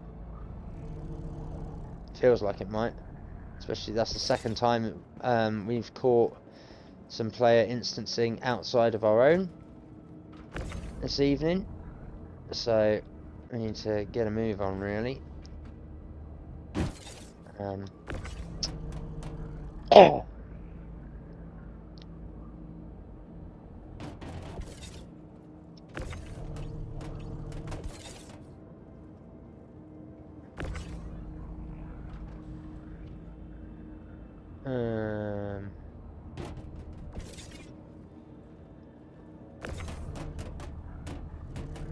Oh, well, where are you going, Box? What knocked me over? That's incredible. Yeah, I think we need to bamboozle ourselves out of here pretty shortly, or we're going to end up with something breaking. In fact, I may do this mission and then call it there, just because. Oh, I might. Do I keep running it? I mean, it was funny the last time to have a break in the game loops and obviously the ID service system being broken, and to have jumped in and start streaming straight away as it broke. That was quite interesting. I quite enjoyed that.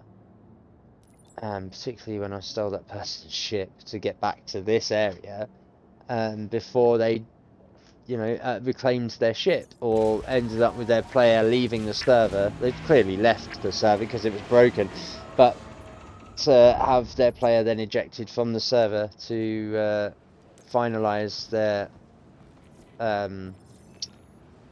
leaving. Obviously their ship gets despawned. I was in it at the time, and whoop, there we go. Right, where are we at?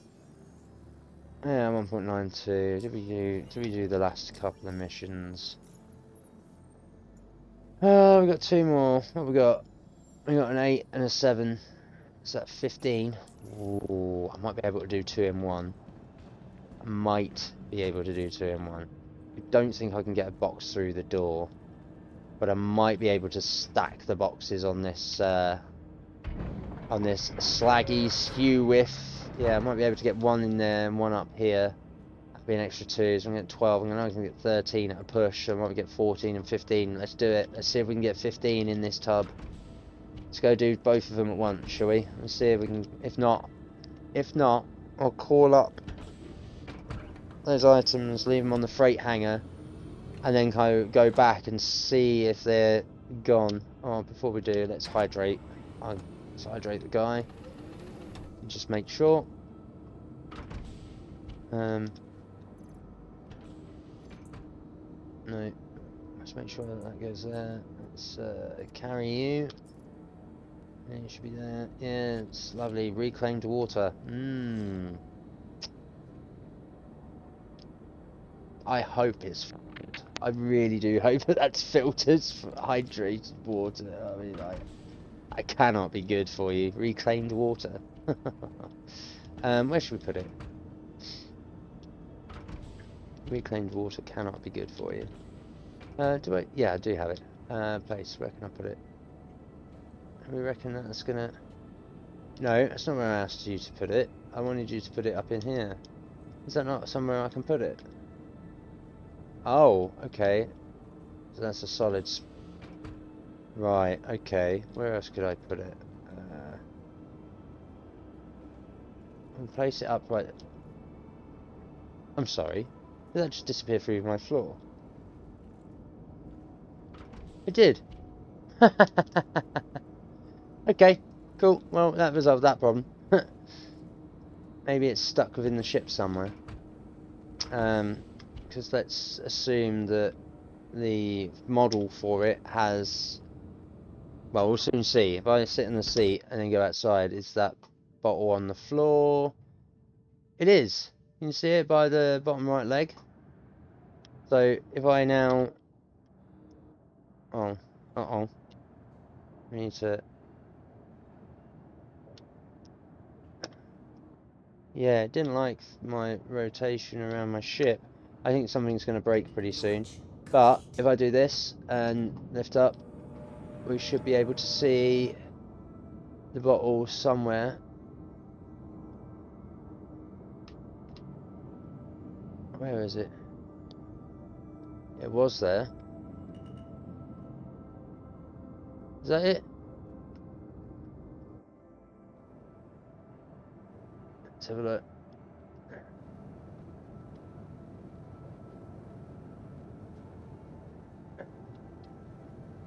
Well, it was near our foot.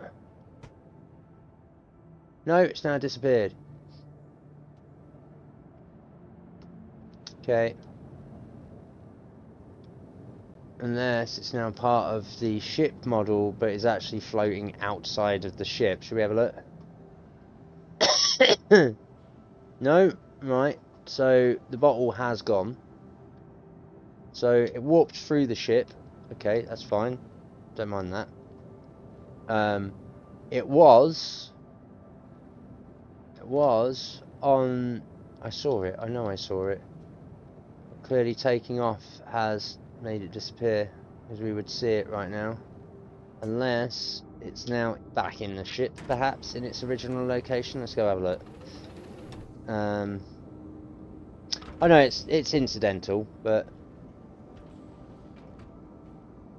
Yeah, no, it's gone. Cool. Okay, so that bottle just warped itself out of existence. So that's another bug. It's not... It's a tiny bug. It's not exactly game breaking, but I suppose I could still report the fact that that's... there are still holes with regards to certain item placement. I mean, it's exactly what I would like for those empty bottles to be placed, serve a certain amount of time for their persistence, and then just disintegrate, disappear, get wiped, whatever. They don't need to be taking up asset space or memory space. Oh, that's not where we're going.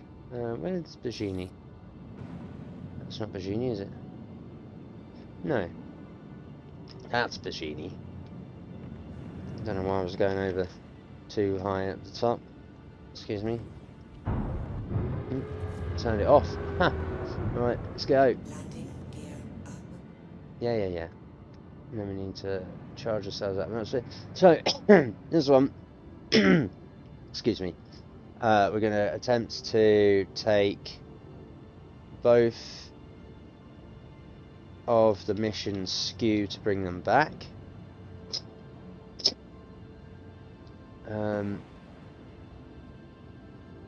Let's make sure we're going. Oh, nearly a red out. Oh, yeah.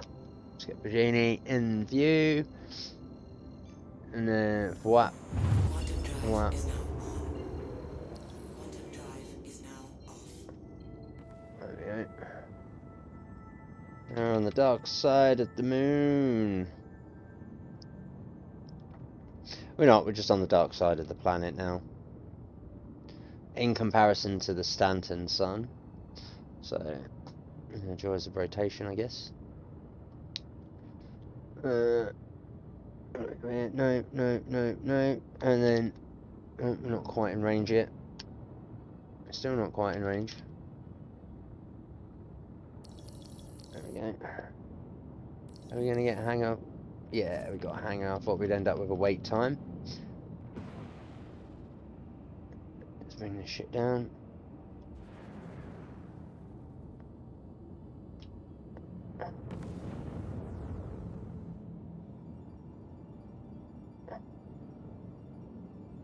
Huh. Interesting to note that strafing also slows down your front thrust speed as well, very much the same as having the landing gear out. It's interesting to note.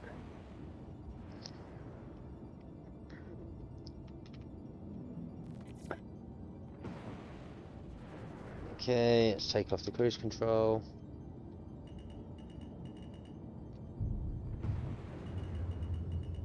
Landing gear Cool. down.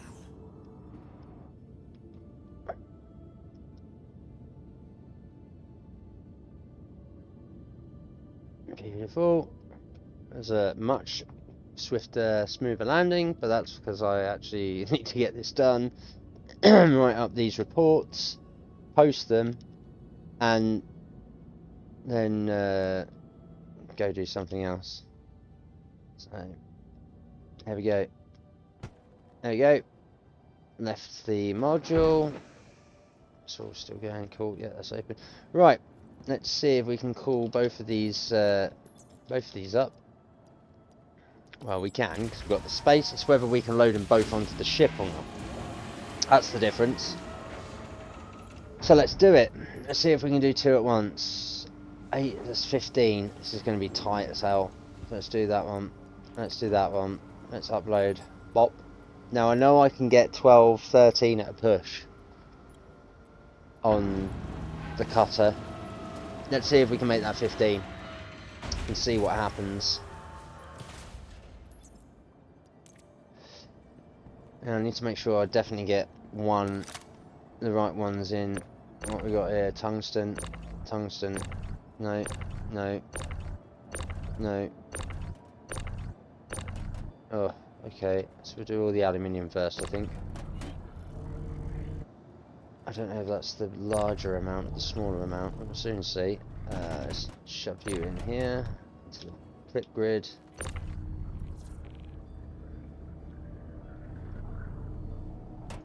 One. There's 2. Oh. Well, it will be 4 shortly. 4. It's gonna be 6. Oh, I think I can get 7 and 7. I don't think I can get 8 either side. Well, I might be able to. No, I don't think I'm gonna be able to do it. Fuck. Well, let's give it a go anyway. See what we can do.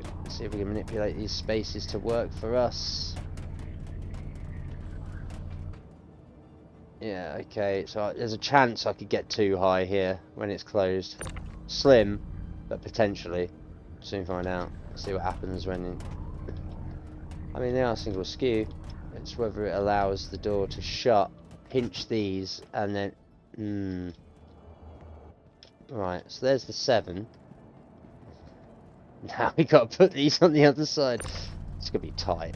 It's gonna be really tight. Let's give it a go. Let's see if we can get 15. If we can do 15, and that means that expands my potential skew opportunities. But a couple of other missions, potentially. Oh, I can't quite get in that. Oh, I can never do that. Oh, haha. Yeah, okay. Let's try not to do that though, because that could involve glitching into a box, and we've had that being glitched into a box before. Whether it's one of the boxes on ship or whether it's soda machine. Well, we'll see. We'll see. Let's give it a go. Oh yeah, fuck it. We'll double stack straight off the bat, shall we? Right, there's 2. I've got to tidy that up. This is going to be really tight. I don't think I'm going to be able to do this. Just because of the offset for having the skew box that side. Because they're already not in line, because I can't get to the back of the ship. Might be able to tidy that one up a little. A little. Oh, but I can potentially put one on top of this one, right? Yeah. Okay, let's do that straight off. Let's put the one on here. See if it will shut when that one's on. Let's put you up here. Oh, you're going to be so tight. I don't think you're going to allow that. I think you're going to have to be sort of like there. Oh, but then you pull it off. Yeah, okay. I think you're going to cause problems with the back door, in all fairness. I mean, maybe... Oh! Because you're not clip gridded in. But should be able to do 8 and 8, which is 16. Okay. The last 4 boxes. Let's give it a go. See if this works.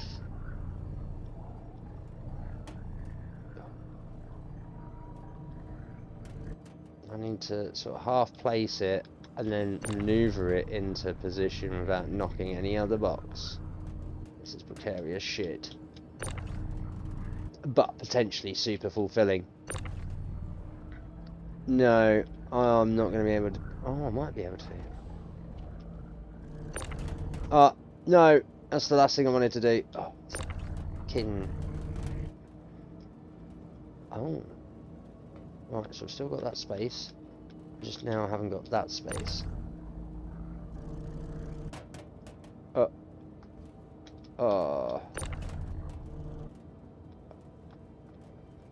Yeah, okay.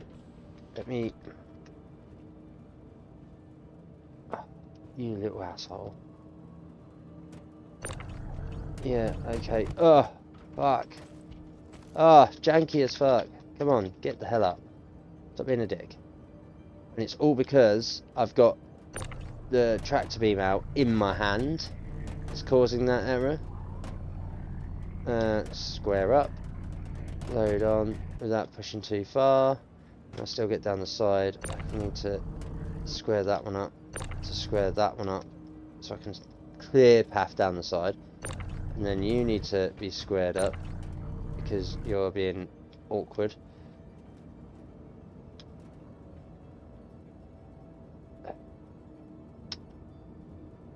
And then it's not going to open because you're too close. So, see? And then I can kind of half crawl in, kind of half can't, because it's just that little bit too close. Oh, it's going to be tight as hell. It's going to be really difficult.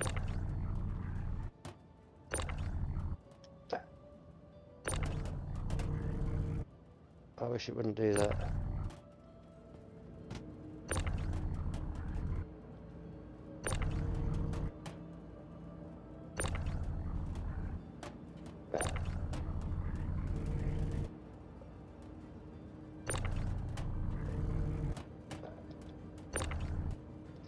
It's because we're trying to do this outside of grid. These have to be lined up perfectly. Yeah, still too far.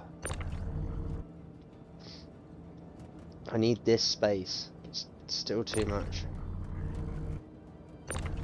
No, stop pushing it in, for fuck's sake.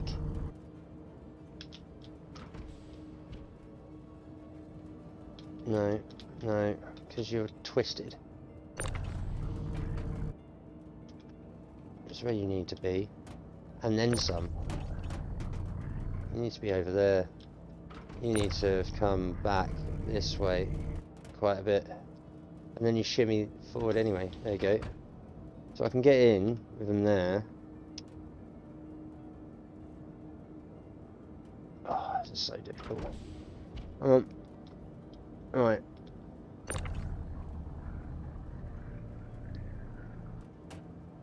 That's where that needs to be. This cannot be moved anymore. This has to go there. We have to test it after every block. Yeah, okay. And this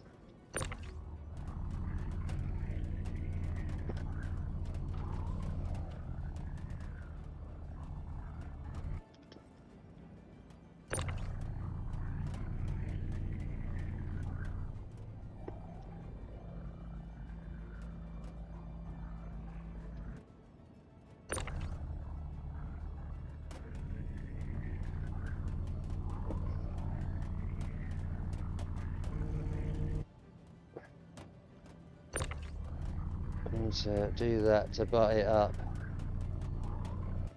When I do this,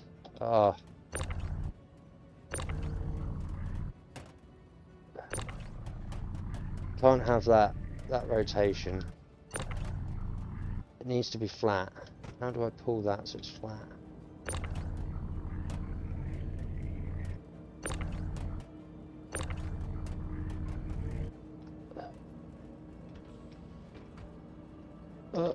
No.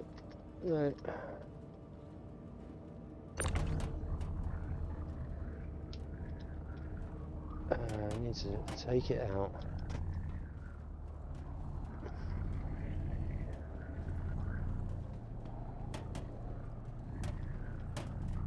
I need to do that.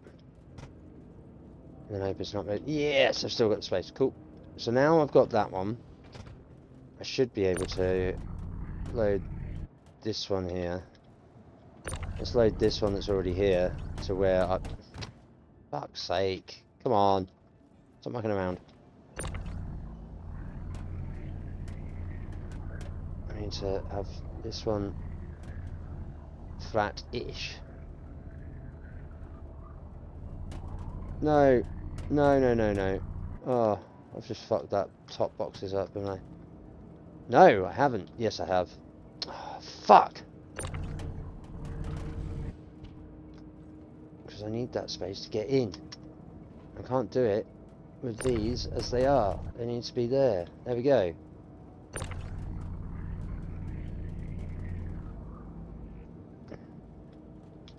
See, now I can't get out. Now I can't get out. Now I can get out. Okay. And now I can get down the side. Oh, beautiful. I'm gonna struggle to get these last two on. I think. Let's see. Let's have this up here. Are you gonna be able to hold weight and not fall off? Yes. Oh, is this gonna be the moment of truth? Right, before we do, let's put you on here. So I've got to drag you on into this rotation here, and then yeah, I need to do it and then run to the fucking door. Oh my god. No, I don't want that. Oh no. Open the door. Release the pressure. I can fit them on, but I need to run to the door and hope it opens. Okay, so you can fit them on. You've just got to be insanely quick. You've got to be an athlete to get to that door. Oh my god. How am I going to do this? So I need to pull this one.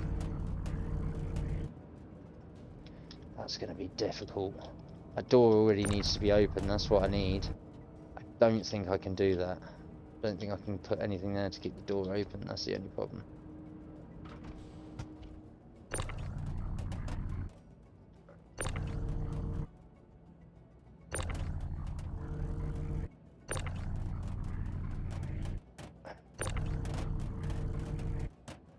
Huh?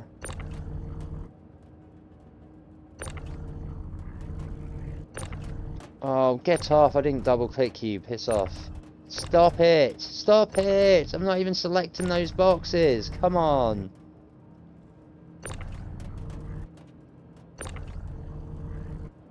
To push them in. This is difficult. This is tough.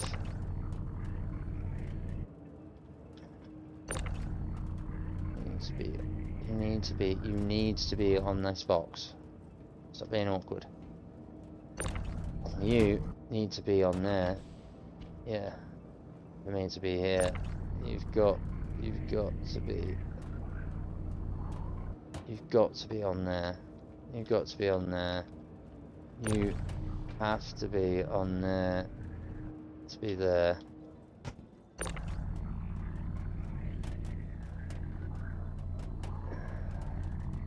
I can't believe it works though.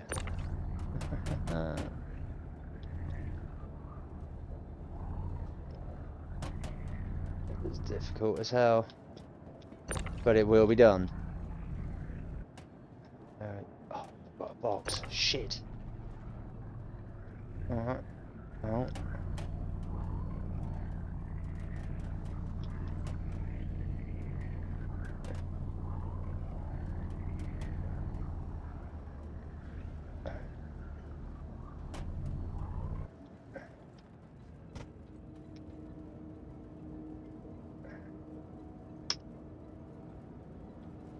I can get here.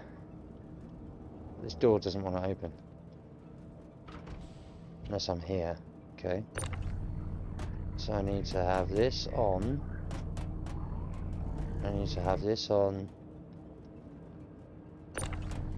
Underneath. Here. Right. I need this door open. Right. I need to... Oh! He gets in with him in! Ah, success! Success! The only issue I've now got is how the hell do I get out? Oh, we'll soon find out, won't we? Didn't think about this. I might be perfectly trapped in my ship. Whoops. No, because I can open the doors. Let's have a look what it's like on the outside. They haven't come through. Oh, that 15 skewing and no boxes on the deck. Ah, he's fit 15 skewing a cutter. Well, there it is, boys and girls. For anyone who watches, you can fit jankily 15 skew box single 1 skew boxes in the cutter. 4 in its clippable grid, 2 at the back of that, and then another wall of 6 stacked 2 high, 2 on 2 on 2, and then 2 at the bottom over the door hinge, and then potentially 2 on top of that too to make a total of 16, but I'm only doing 15 because you need the space for the door to close the back, and before it gets to the flat raise and starts to push these or pull these boxes on, you then need to be able to run to your inner area door at the back of the cargo hold to get down that channel by the boxes into your quarters area to get onto the cutter to successfully make it on with those boxes that have just filled that space. It's the same as when I first started playing this game, and I think it was 320 or 321.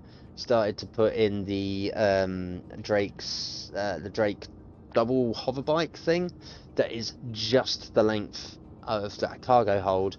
You can drive it in straight. It overhangs a little bit on the plate of the back door.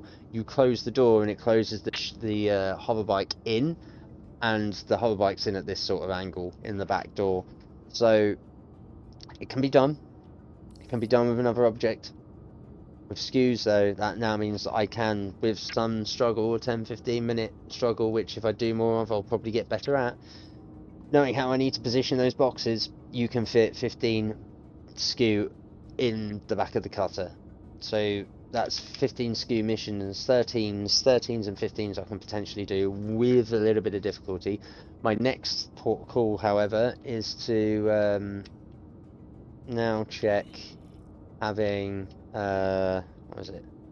This to open the doors when I get to the other end, and hopefully opening the doors at the other end, those free form boxes will fall out, which will allow me to open the door to push the rest of them out. Otherwise I'm going to be trapped in my ship.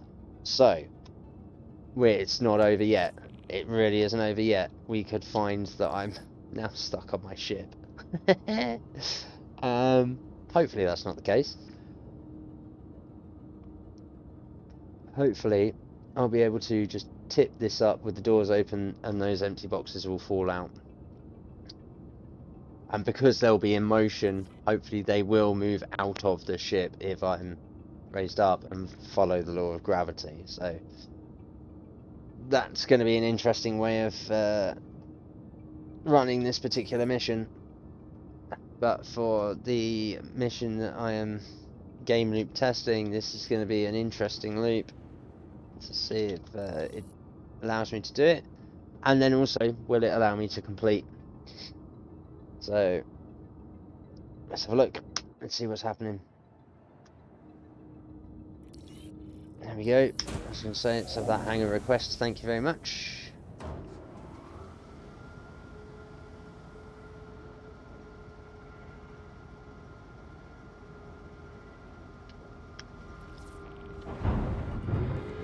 Oh, let's go. Let's go do this. Yes.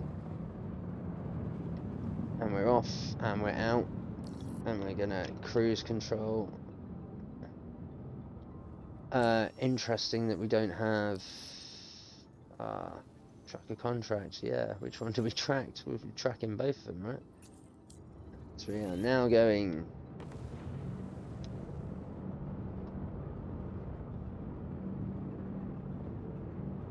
Let's go to our destination. Let's go. Let's do some. Let's make sure that we're homed in. I'm going at the right parity of. There we go.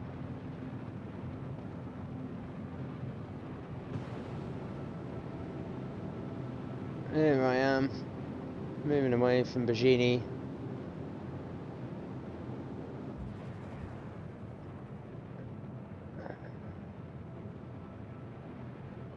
Oh, I like that we're now getting engine trails, proper engine trails from prior location.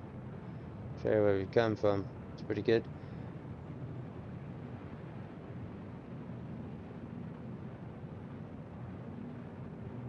Hopefully we'll start to get the burn up mechanic pretty soon. I wonder what height we get that at.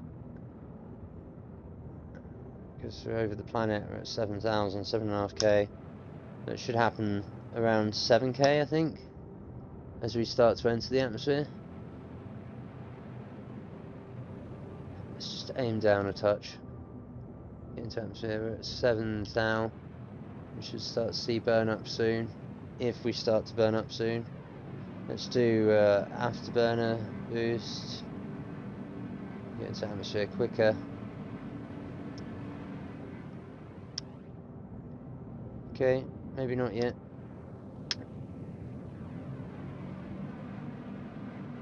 I thought we'd start burning up at the speed that we're entering atmosphere. Clearly not. Or it happens at a lower altitude. Interesting, so it's happening earlier.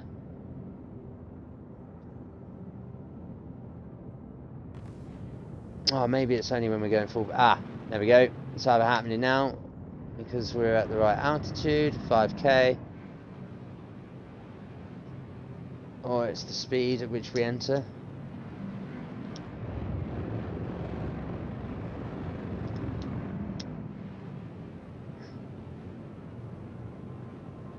Who knows? Who knows?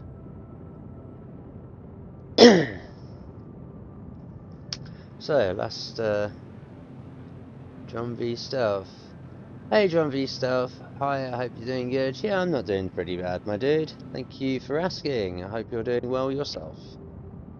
Now you join me just at the end of a little game loop test of the cargo missions. I'm just attempting to see if the cutter and the SKU boxes that I've stuffed into the back, whether this will actually work or not. Usually I only look at 11 or 12 SKU missions for the cutter, because you can only put 6 and 6 either side, stacked in twos, of the single 1 SKU boxes, but I have managed to shut the door on an extra 3 to make that a total of 15 to finish off tonight's video. So I'm going to see if it completes and whether I can empty these or whether I'm going to be stuck on my cutter for, well, until I leave the cutter, I guess. I suppose I could kill myself and then return back to it, and that would test to see if the SKU stays on the box. Whether the SKU boxes stay on the ship. My apologies. But yeah, we'll see. We'll see what occurs.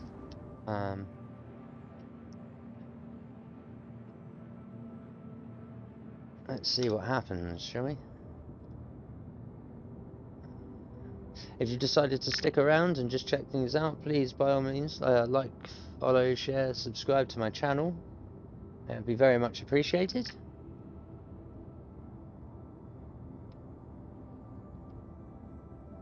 Let's see, we're at 20k.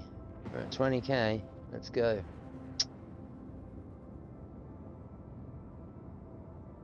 Oh yeah, the water effects are way more contained to the glass now. That's good. That's good to know. Haven't got too much filtering bleed from the texture and the shader for that effect now, or the particle. So that's good news.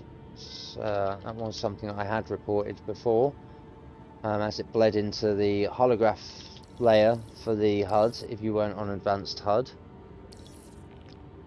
Hang request complete. Yeah, no, it's sticking to the glass now. Look at that. That's loads better. Still reflecting particle light off the coloration though. Yeah, maybe it is still happening. It just seems a bit more contained, perhaps. Let's go. We're at the end again. That's all right. Let's get to the end. Let's turn off the cruise control. Warning, you are leaving the safe zone. I am in a safe zone. My ship's a safe zone, and I'm about to enter my hangar, which is also a safe zone.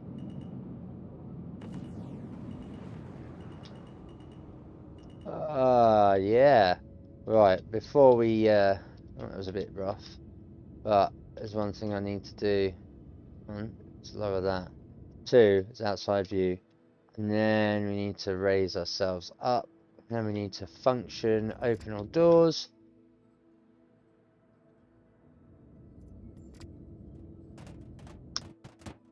Yeah, they moved out. Oh, one of them did. So that's okay. So now we need to get off the box, because I assume that's now underneath me. It is underneath me. Is it just the one? It is just the one. Okay. Look, notice how they are skew width though. So let's see if on landing we can now actually. Ooh, I don't want to go higher. I want to go lower. I need to stay out the way of that box, and we need to land next to it. So let's now see, can I now get out of my own ship with the way that I've blocked these in, or have I just screwed myself? Oh, the door's already open. Now, we don't want that one. We want this one.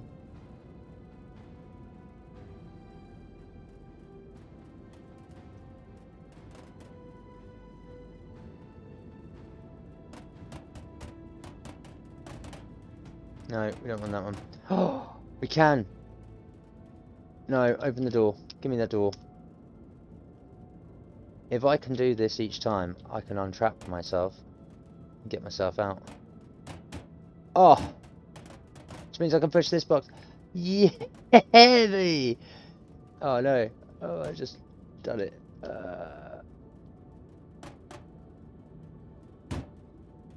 Oh my god.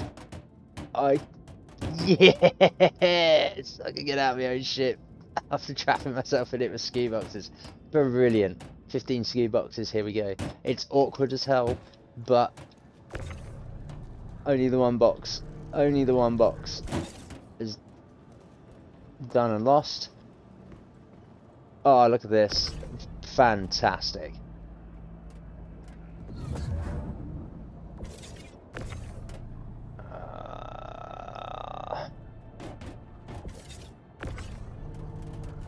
But yes, that does mean that, so I assume so long as I've got a max tractor that can actually fine-tune itself to be able to pull boxes like that, and they are only singles, I'm sure this will not work for larger boxes, because obviously they're classified as being heavier, but I'm pretty sure with these bad boys I would be able to do this over and over and over again, in which case, fabulous.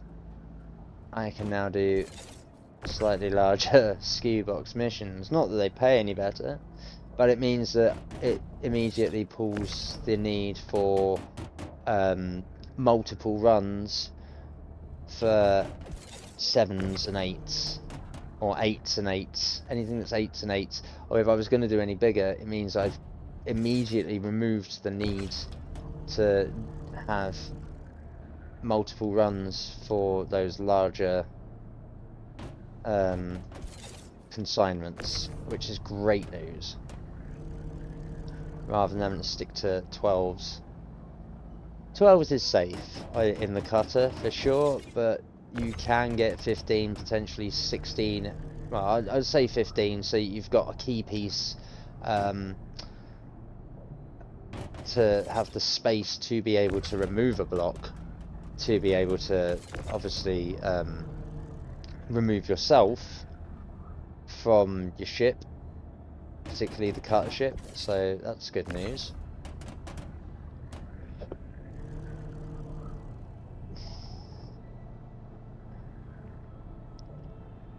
Let's get in there.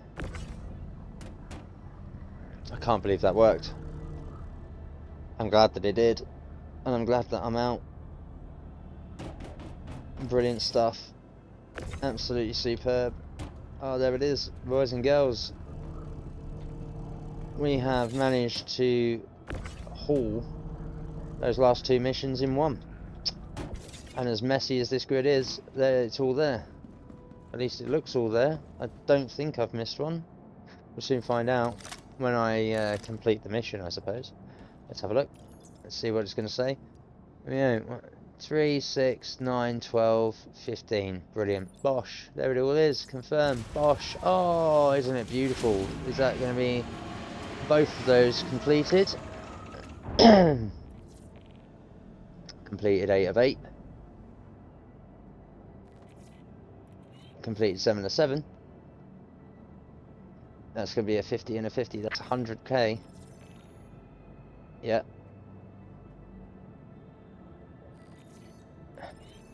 Yeah. Give me the monies. 50.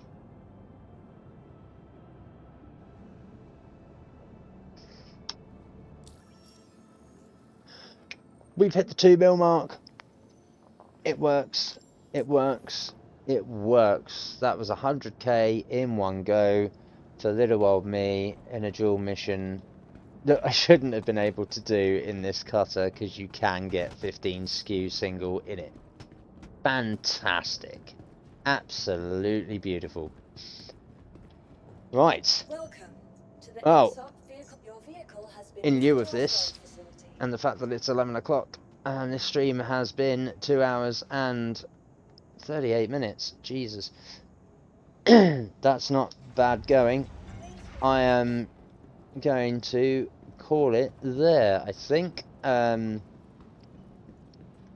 So that was that. Let's do a quick download of what just happened. Let's proceed to the menu. Let's get some classic music going. And leave the server. So, what have we found today? Well, we've ended up discussing how the map modules work with regards to the assets and the propagation, how some of the transit system works, and why we end up having issues occur within those systems. And we've mainly tested to see if the gameplay loop for grinding at a budget, modest, casual player level is doable still, particularly in this build with this patch update, which seems to have fixed some of the back-end issues. It's at least hot-fixed some of the instancing and identity servicing issues that were in occurrence over the past 48 hours.